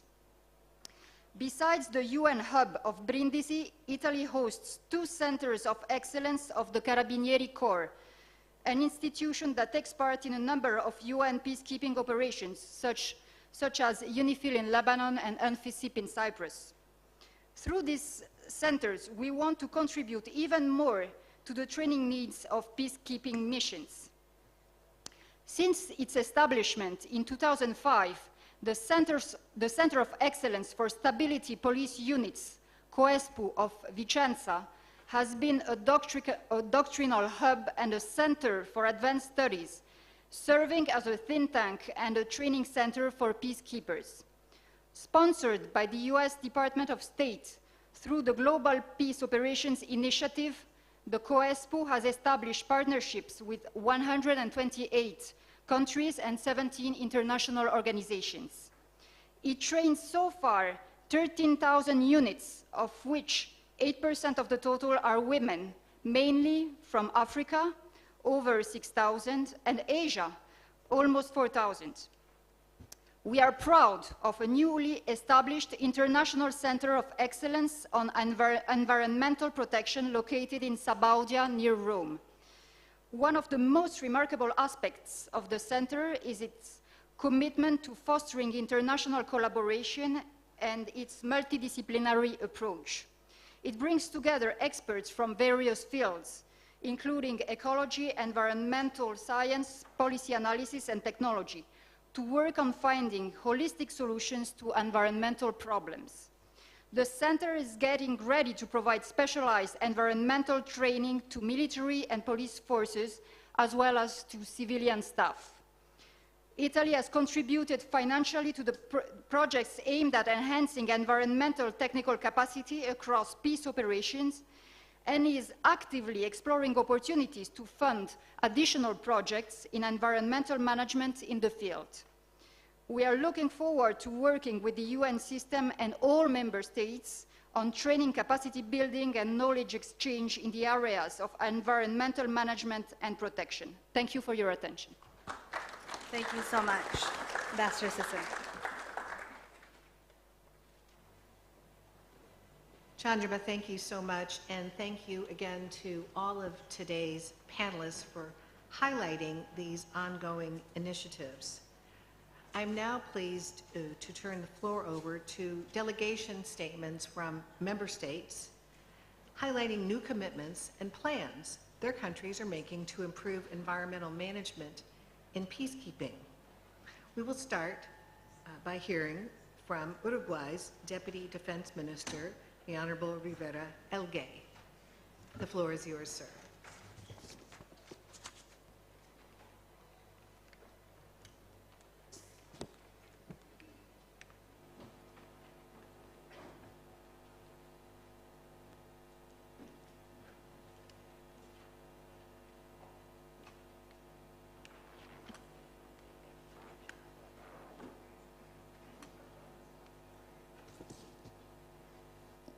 Thank you.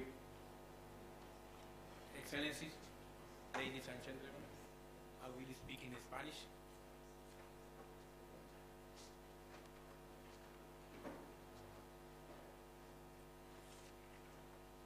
Históricamente, Uruguay se ha caracterizado por el esfuerzo sostenido, tanto institucionalmente, desde el gobierno, como desde la sociedad, a través de su población como un país que protege y custodia el medio ambiente y los recursos naturales. Es por ello que desde hace muchos años la frase que caracteriza al país y que incluso se utiliza para la promoción turística de manera institucional y que también describe el sentir de sus habitantes es Uruguay, país natural. A nivel regional, Uruguay es considerado un país energéticamente sostenible, habiendo cambiado en los últimos 15 años su matriz en generación eléctrica desde una energía basada principalmente en combustibles fósiles y generación de energía a través de grandes represas hidroeléctricas a energía generada por biomasa, energía solar y energía eólica, con más de 50 parques eólicos en todo el país, logrando así la sustitución de la generación de energía eléctrica basada en el uso del petróleo. Desde hace varios años, el país avanza hacia la electrificación del transporte a través de medidas y proyectos que benefician el uso de medios de transporte eléctricos frente a los vehículos propulsados por combustible.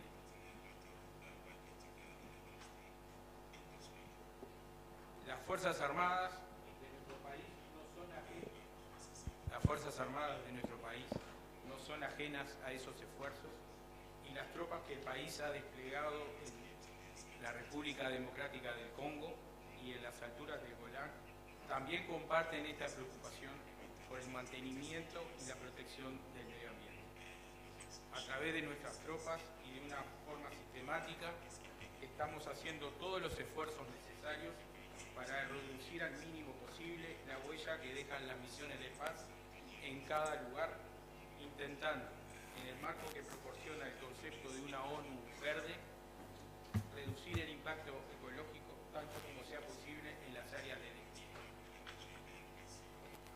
sido tal la preocupación en los últimos años que en nuestra Escuela Nacional de Operaciones de Paz se han estado participando en cursos y capacitaciones al respecto.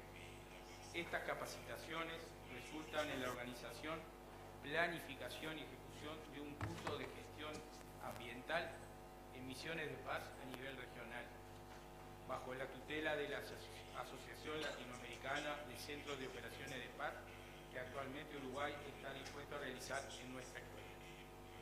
En este preciso momento, los miembros de nuestras Fuerzas Armadas desplegadas en misiones operativas de paz se esfuerzan constantemente por reducir la huella ecológica en el terreno. Uruguay, a través de planes específicos de reciclaje y limpieza en las zonas de emisión, así como en la reducción del consumo de productos contaminantes, prepara y debe consolidar el apoyo a estas tareas desde, y considera un desafío, el apoyo a estas tareas desde el inicio de la misión, cuando la infraestructura de Naciones Unidas y normalmente la infraestructura de esos países no es muy importante, ese desarrollo desde el inicio. Durante los despliegues temporales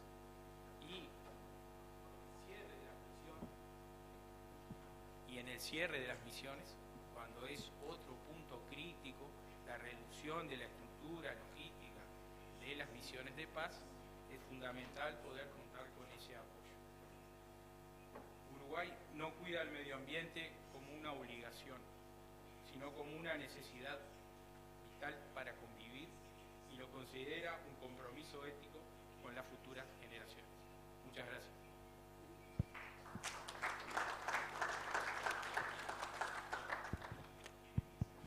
Thank you so much, Deputy Minister Elgay, and apologies for those technical interruptions. Really great to hear the experiences of Uruguay. We will now turn to Deputy Minister for Multilateral and Global Affairs, Kwon from the Republic of Korea. Deputy Minister, over to you. Thank you. Thank you very much. I would like to first thank Ghana and the United States for hosting this event. This has been emphasized many times today. There is growing recognition that the environmental impact of UN peace operations can have a lasting effect on host nations and their communities. According to the UN Secretariat Climate Action Plan, peace operations are the primary source of the UN's carbon emissions. Addressing this is critical to ensuring UN missions leave a positive legacy, especially given the increasing tensions with the host governments. As Korea prepares to join the Security Council next year, we are keen to contribute to discussions on making missions more effective, safer, and greener. And I would like to share some of Korea's efforts to reduce the environmental footprint. First, at the 2021 Seoul Peacekeeping Ministerial, we committed to creating a blueprint for safer, greener, and more efficient peacekeeping missions. Korea has been supporting the DOS-led UN Smart Camp initiative, which employs smart technology and IoT to make peacekeeping operations more efficient and environment-friendly. For that purpose, we need to optimize energy use, reduce waste, and improve the overall sustainability of the missions.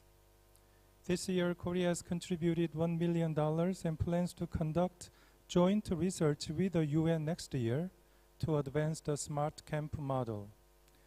Within our contingent in South Sudan, we have undertaken a project to develop a strategy for efficient energy, water, and waste management.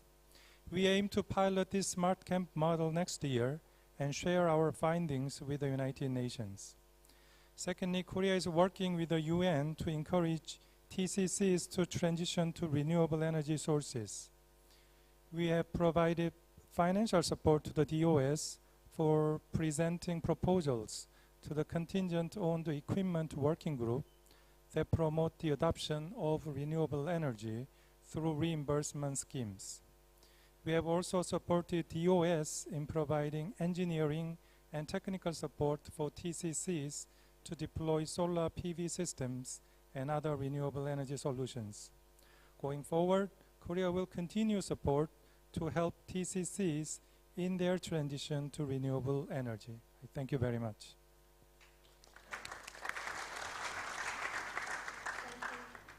Thank you so much, Deputy Minister.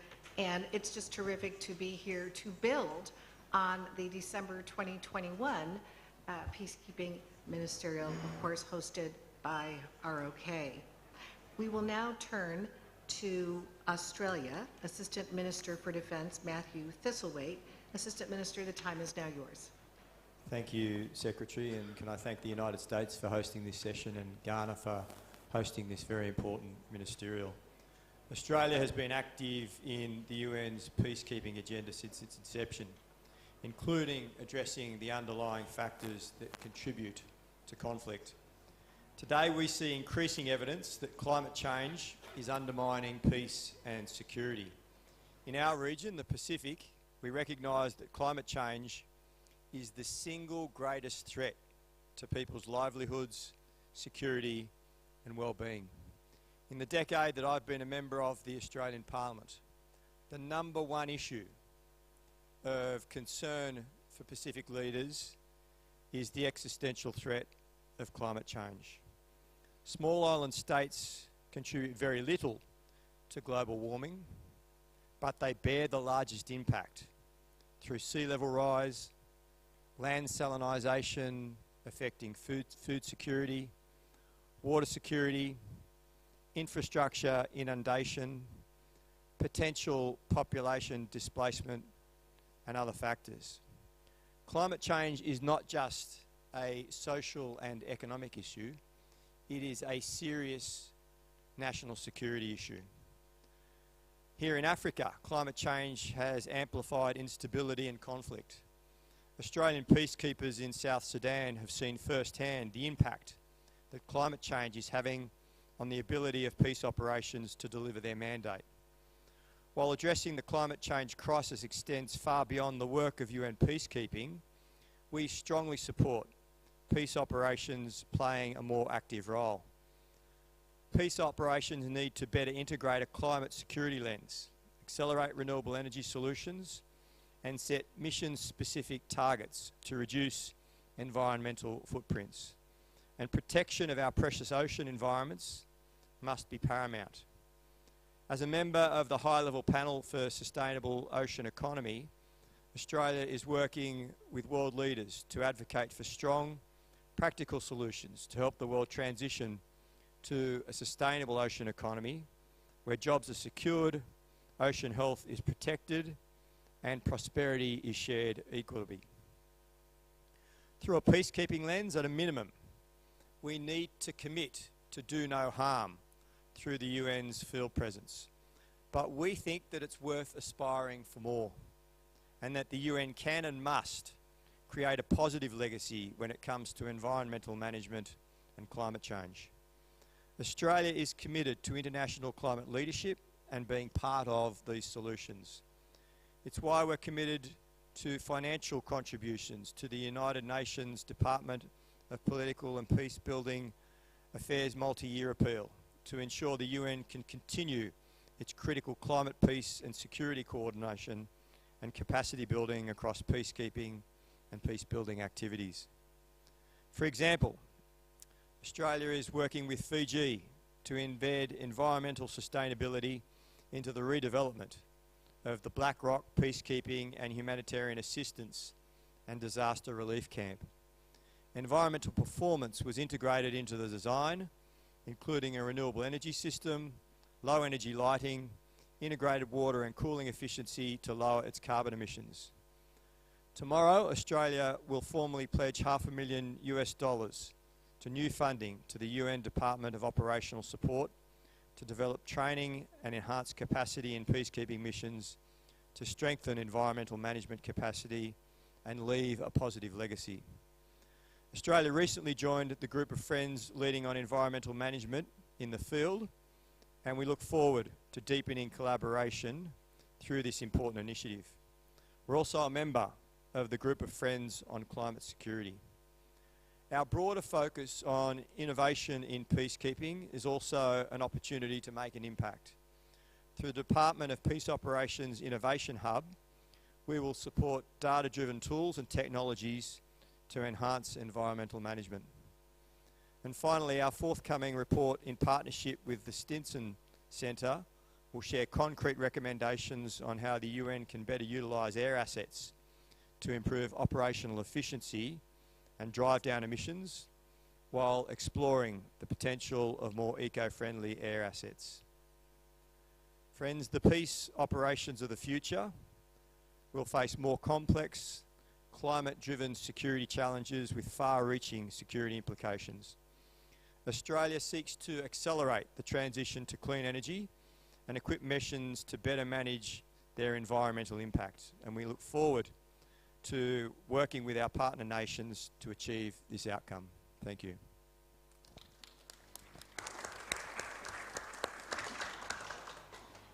Thank you very much, Assistant Minister Thistlewaite.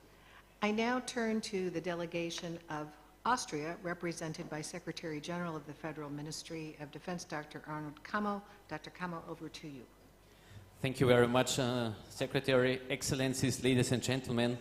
Let me begin by thanking Ghana, the United States of America, as well as the UN Secretariat for bringing us together today. It is indisputable that climate change increasingly affects all our lives everywhere. On the one hand, the impact of the climate crisis creates new challenges and multiplies existing threats to peacekeeping missions. On the other hand, troop contributing countries have an obligation to mitigate negative effects of their deployment on the local environment and natural resources, leaving behind a positive impact and legacy. Austria fully supports efforts to strengthen partnerships in the context of climate and security, especially upgrading partnerships between the United Nations and regional organizations and among member states. In this vein, Austria, together with the UN Department of Peace Operations and with support of the United States of America, hosted a roundtable in Brussels at the beginning of October to discuss partnerships for climate, peace and security, environmental management in UN peacekeeping. Our aim is to build stronger, more durable and efficient multilateral partnerships between the UN, regional organizations and member states on climate-related issues affecting peace and security, especially in peacekeeping operations. In particular, Austria's accession to the Climate and Security Mechanism was an active step in this direction. Our shared commitment to leave a positive legacy in the field should guide us towards common solutions and concrete action. In line with our national ambitions to enhance our military infrastructure, to increase the safety and security of our soldiers, to reduce costs and our environmental footprint, Austria is committed to transforming capabilities of our armed forces towards sustainability. Furthermore, this transition to renewable energy sources, self-sufficiency and sustainability is environmentally friendly, while ensuring operational capability in line with the mission first principle. Thus, Austria will pledge tomorrow to work in cooperation with the UN on a possible project to pilot innovative solutions aimed at reducing the environmental footprint in UNIFIL in Lebanon and transforming our compound into a green camp, including the deployment of renewable energy systems, reduction of water consumption, as well as improving wastewater, waste and energy management. Austria will also pledge to continue to coordinate political exchange and promotion of dialogue at European and international level on effective integration of renewable energies in missions, inter alia through an exchange of best practice models to achieve synergies between UN efforts and other existing initiatives. To conclude, the climate crisis is an issue that affects international peace and security in many different and increasingly alarming ways. Austria, in its tradition as a strong supporter of multilateralism, international law and the rule of law, as well as international solidarity, remains committed to working towards common solutions and transforming innovative ideas into specific and tangible action. Thank you very much.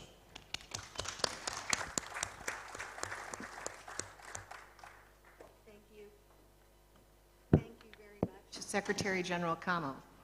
We will now turn to Zambian Ministry of Defense Permanent Secretary Norman Chipakupaku. Permanent Secretary, over to you. Thank you so much, Chair. Ambassador Michelle Susan, Honorable Minister, Deputy Minister of Foreign Affairs, Your Excellencies, distinguished delegates. First of all, Chair, allow me to thank the Government of the Republic of Ghana for hosting this very important conference and for the warm welcome and generous courtesies extended to my delegation on behalf of the Minister of Defense.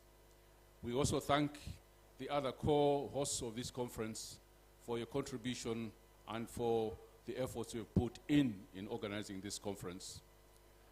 Your Excellencies, Zambia attaches great importance to international peace and security, and therefore supports peacekeeping as the most viable tool available to the United Nations Security Council for the maintenance of international peace and security. Our long-standing contribution to the United Nations peacekeeping operations, Madam Chair, is a testimony of our commitment to make this world a safer place to be. Distinguished delegates, Zambia has been participating in the United Nations peacekeeping operations for the past 30 years now. It is currently one of the leading troop contributing countries with varying levels of involvement in different peacekeeping missions. The promotion of global peace and security is the major political consideration of Zambia's new dawn government, and we are committed to both the UN and AU-led peacekeeping operations as well as we are also known as a peace beacon of peace in Africa. Madam Chair, I'm very proud of the fact that Zambia is also one of the leading countries with the most peacekeepers deployed under peacekeeping missions. We currently stand at 27% women participation in peacekeeping operations in Central African Republic. Chair, Zambia does understand that climate change is real. We do understand that fact. Therefore, we've come here to commit ourselves and totally support the UN strategy on sustainable peacekeeping. We're very, very grateful that we've been getting a lot of support from the UN office. We've been getting a lot of support from our colleagues in the US, the Department of Defense. And as Zambia, we have already started in our small ways to contribute to sustainable peacekeeping. For instance, Chair, we are turning our training center, peacekeeping training center in Lusaka, and making sure that we install it with sustainable methods of cooking, for instance. We are not going to be using charcoal, we are not going to be using firewood, but we want to use gas and other sustainable methods. We are also going to install a lot of renewable energy to be used at this training center. We are doing the same with our training school, at military training school in Zambia, in Kabwe, supported again by the United States. We want to make sure that we commit to water, rainwater collection to make sure that our people use water sustainably. Madam Chair, we are very, very committed to all these programs starting as soon as possible. And we are therefore appealing to our colleagues who are ahead of us, Bangladesh, Bhutan, and the other countries who are ahead of us. We don't want to reinvent the wheel. We would rather cooperate and learn from what you have done. So Zambia is open to learn from those who are ahead of us, those who are supporting the program, Austria and Australia. We are there to make sure that we work with you and partner with you so that we don't reinvent the wheel. So, Madam Chair, we are here to support this very important program. And Zambia, the President of the Republic of Zambia, the Minister of Defense, and the whole team, we are here committed to support the UN strategy, and we will support it. Thank you very much.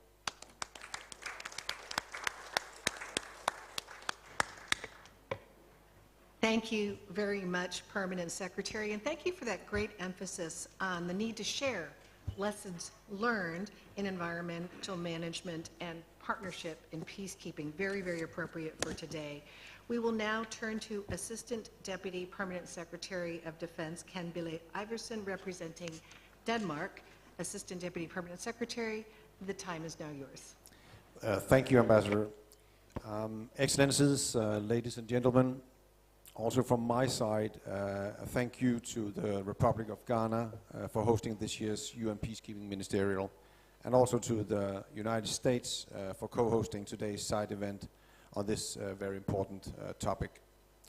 As underlined by many today, climate change is an existential threat that in many ways shapes the security environment in which the UN operates today.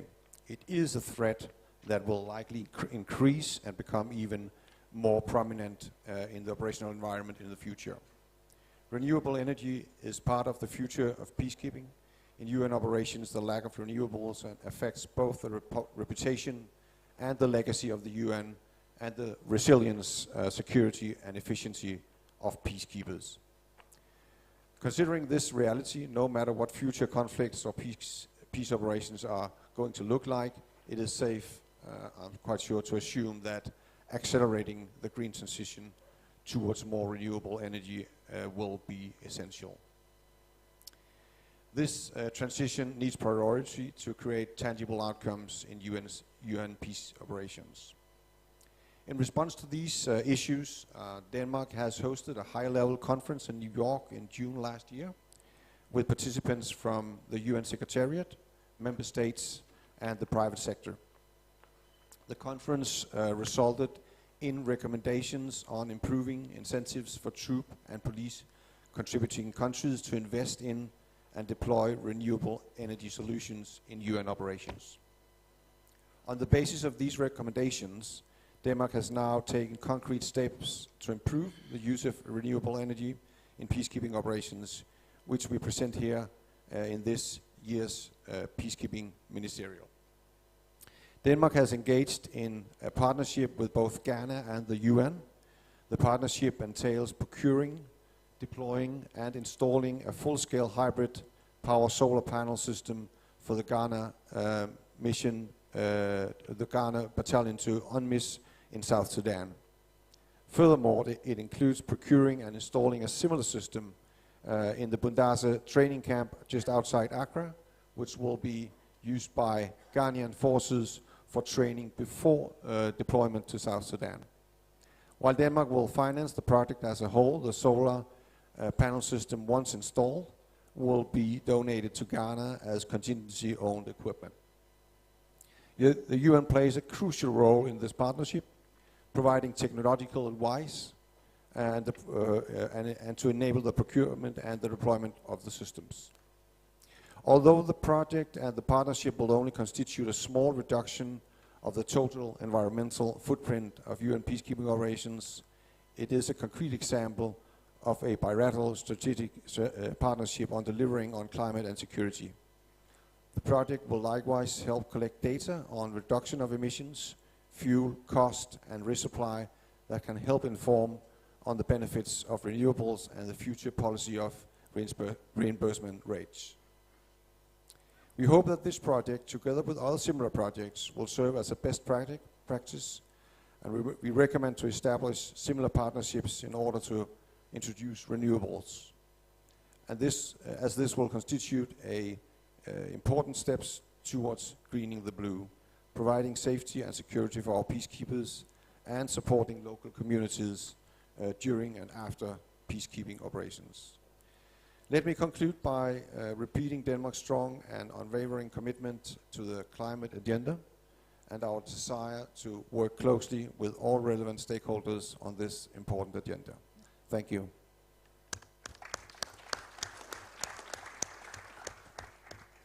Thank you very much, Assistant Deputy Permanent Secretary, for your intervention. We will now turn to Morocco's permanent representative to the United Nations in New York, Ambassador Omar Hilal. And may I just add that we all appreciate Morocco's focus not only on peacekeeping, but also on peace building. Over to you, Ambassador. Thank you very much, dear Assistant Secretary and good friend, Michel Sisson. Happy to work under your leadership. First of all, I would like to commend the United States of America for co-hosting this important side event in the line with continued commitment of the U.S. to improving peacekeeping performance in all aspects. This meeting is highly timely in light of the urgency of reducing greenhouse gas emissions and protecting the environment across all international policies and programs, including in the field of peacekeeping. The environmental footprint of peace operations is taking on a special significance in light of our knowledge of the root causes of conflicts on one hand and drivers of peacekeeping performance on the other hand. Indeed, we know all too well that environmental degradation features amongst the most important drivers of conflicts and forced displacement by increasing pre-existing vulnerabilities, deepening inequalities, and fueling grievances. We also know that the performance of peacekeeping operations depend on their capacity to advance the search for sustainable political solutions and to prepare for peace building. That involves resolving local disputes regarding natural resources, pastoral areas, land and water, and fostering cooperation to prevent environmental degradation. Even more, evidently, peace operations will only be successful if they don't participate themselves in environmental degradation. Excellencies, ladies and gentlemen, under the high vision of His Majesty King Mohammed VI, Morocco is fully committed to environmental protection and sustainable development across all its national policies and programs, including the National Strategy for Energy Efficiency. In this respect, Morocco fully adheres to the declaration of the joint commitment of the A4P initiative launched by the UN Secretary General. In this context, the Royal Armed Forces have adopted a comprehensive package of operational measures to protect the environment, including 1, acquiring technical capacities for energy efficiency and implementing them in infrastructure, transportation, and equipment. 2, creating entities entrusted with steering management and following up on programs and plans of action in this field. And 3, technical training and awareness raising among personnel. In line with the UN strategy on protecting the environment in peacekeeping operation, the Royal Armed Force have adopted a comprehensive plan of action, including 1, compiling environmental best practices within a common reference document, 2, deploying solar solutions and sharing expertise with other TCCs in this field, 3, sorting of solid waste and hazardous materials, 4, rationalizing of water and fuel consumption, and 5, producing clean energy within the Moroccan contingent in MINUSCA and deploying mobile solar plants. Furthermore, Morocco has taken special care to take into account environmental consideration in the construction of the Ben Slimane Center of Excellence for Peacekeeping Operation in cooperation with the United States of America. This includes the use of mobile and fixed solar solutions, the adoption of an environmental quality management system, and recycling of used water.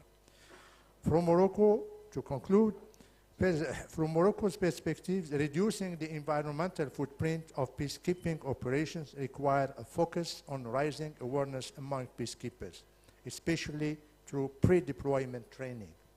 Morocco is ready to provide training of environmental advisors and focal points within the Center of Excellence for Peacekeeping in Ben Slimane. And finally, Morocco pledged to elaborate a manual on environmental best practices as well as a documentary film in French and English, which will be made available to the United Nations. I thank you very much.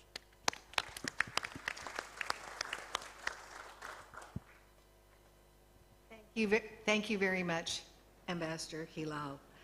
Now, our final delegation statement comes from Germany, represented by the Director for the United Nations in Counterterrorism, Florian Laudi. Over to you, Florian. Thank you, Michelle. Ministers, Excellencies, distinguished delegates, ladies and gentlemen. We would like to thank the United States for organizing this side event and our host, the government of Ghana, for its generous hospitality. Climate change is a serious threat to the security of all of us. Climate and environmental related topics are a #1 priority for Germany. The federal government stands by its ambitious climate protection goals of climate neutrality by 2045 and a climate neutral federal administration by 2030. All of this is in line with our commitment to the Agenda 2030. In that sense, Germany fully supports the United Nations climate targets for peace operations. We will pledge tomorrow to source 80% of electricity from renewable energy by 2030 in our camps in peacekeeping operations, starting with UNIFIL. We would like to thank Under Secretary General Carr for his leadership in this field, and we highly welcome the ambitious and forward-thinking Environment Strategy 2030 by his department. The 3 key pillars of the strategy, responsibility, ambition, legacy, are also opportunities for innovative partnerships. Let me add a few remarks on each of these 3 pillars. Responsibility. Mandatory requirement for do no harm is to reduce the environmental footprint of peacekeeping operations. A reduction of consumption of water, energy and waste must be our guiding principle. Reduced consumption starts with the awareness of each soldier, each civilian and each police officer about how much he or she consumes. Therefore, Germany supports the rollout of an environmental management training for missions and troop and police contributing countries. On the second pillar, ambition, much has been achieved in the transition to renewable energy in peace operations, but way more needs to be done. Troop contributing countries are playing a key role for being successful in this ambitious task. For that reason, we will expand our support to the Operational Resilience Project, a capacity building partnership with the Department of Operational Support. This project will deploy a number of concrete renewable energy systems and serves to build trust with interested troop contributing countries. It will prove that these systems are reliable and that they improve the safety and security of our peacekeepers by reducing the number of necessary logistical convoys.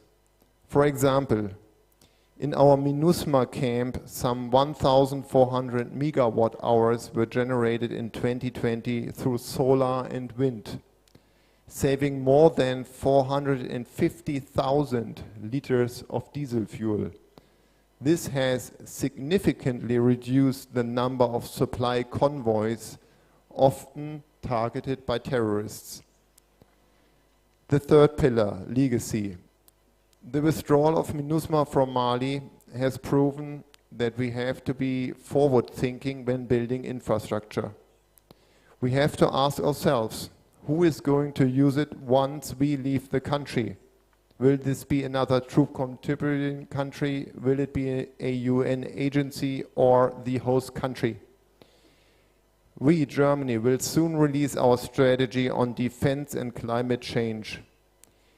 Taking our Mali experience into account, it will be mandatory for military infrastructure planning to leave a positive legacy to those who stay once our soldiers, our peacekeepers have left, and we must plan ahead for future partnerships. I thank you very much for your attention.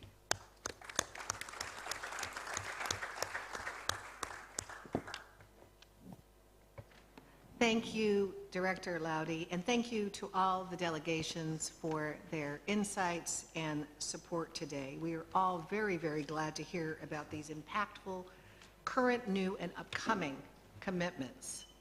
I am now very pleased to introduce our final speaker for this session, Deputy Assistant Secretary of State for Programs and Operations in the Bureau of Political Military Affairs, Dr. Rachel Schiller. Please join me in welcoming Dr. Schiller. Thank you. Thank you very much, Ambassador. I have the pleasure of bringing us home this afternoon. So I'll just begin by first thanking the government of Ghana for enabling this important conversation. And I'll thank our incredible group of speakers and panelists who contributed to such a fruitful discussion. Mitigating climate change is a shared global priority, and minimizing the environmental footprint of UN peace operations is one area in which all of us participating today can and should work together to make a concrete impact. Our goal was to hold an action-prompting side event to raise awareness of the UN's environmental strategy and build partnerships on this important issue, with a specific focus on the role that transitioning contingent-owned equipment plays in meeting UN climate targets. Our objective for today's discussion was to showcase innovative projects that are already building toward more sustainable capabilities and practices in the field, and to identify additional concrete opportunities, including for partnerships between donors and troop and police contributors, to invest in the transition from traditional to more sustainable COE, particularly in the area of renewable energy, but also in other appropriate areas such as waste and water management. So now the question is, how can we move today's discussion forward and turn talking points into action?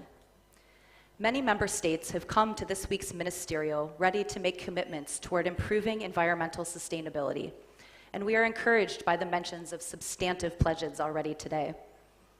We urge you to carry planned pledges through to implementation. Many more countries are interested in pursuing such a commitment, but are not sure where to start. So we'd like to close today's discussion by ensuring that you're aware of some of the resources at your disposal to move environmental initiatives forward. First, the UN Department of Operational Support's Environment section has compiled project fact sheets now posted on the UN's Peacekeeping Capability Readiness System website. These fact sheets are intended to share information regarding high-priority environmental projects and provide interested countries with a better understanding of the equipment requirements and level of investment needed for different types of projects. Second, DOS's environment team stands ready to provide technical support, as well as to help facilitate partnerships in this area. To help ensure sufficient capacity, the United States is providing extra budgetary funding to sustain additional staffing support in the environment section. An email address to initiate communication with the UN Environment Team is provided in the event handout. Finally, as discussed during this event, the United States has partnered with the Stimson Center to produce a lessons learned report stemming from our trilateral project with Nepal and the UN. We undertook this joint project specifically to pilot the transition from traditional diesel generators to solar power systems, and to demonstrate how partnerships between a donor and troop or police contributor can help overcome some of the hurdles to the adoption of more sustainable COE. Stimson's report will compile information on our efforts to define system specifications, delivery and installation challenges, and training requirements. We hope this report will help inform and simplify future efforts of this nature, so interested member states can learn from our learning process and bypass our mistakes to more efficiently replicate such a project for other contingents. We anticipate publishing our project report in early summer 2024, and will ensure we share the findings with all interested parties. It will take engagement and action by all member states to improve the environmental performance of UN peacekeeping. We hope participating countries will leave this week's ministerial prepared to work together toward this shared end state. We encourage you to take these ideas and resources that emerge from our discussions back to your respective countries and explore what actions you are able and willing to take to achieve the UN's goals for cleaner and greener peacekeeping. Thank you.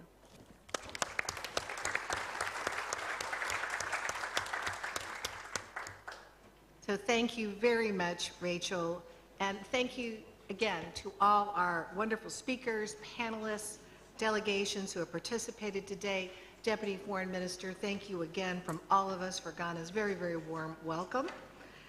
To the audience, thank you for your attendance. We hope you've gained insights into how we can all work together to improve environmental management in peacekeeping, and we invite you to enjoy the short coffee break and then join us all to participate in the Women, Peace and Security side event hosted by Sweden at 4:30 p.m. in another room on this very same floor. Thank you and good afternoon. Many thanks to you, Assistant Secretary Michelle Season. Distinguished delegates, a few announcements. We kindly urge you all to please place the translation devices on the tables. We shall relocate all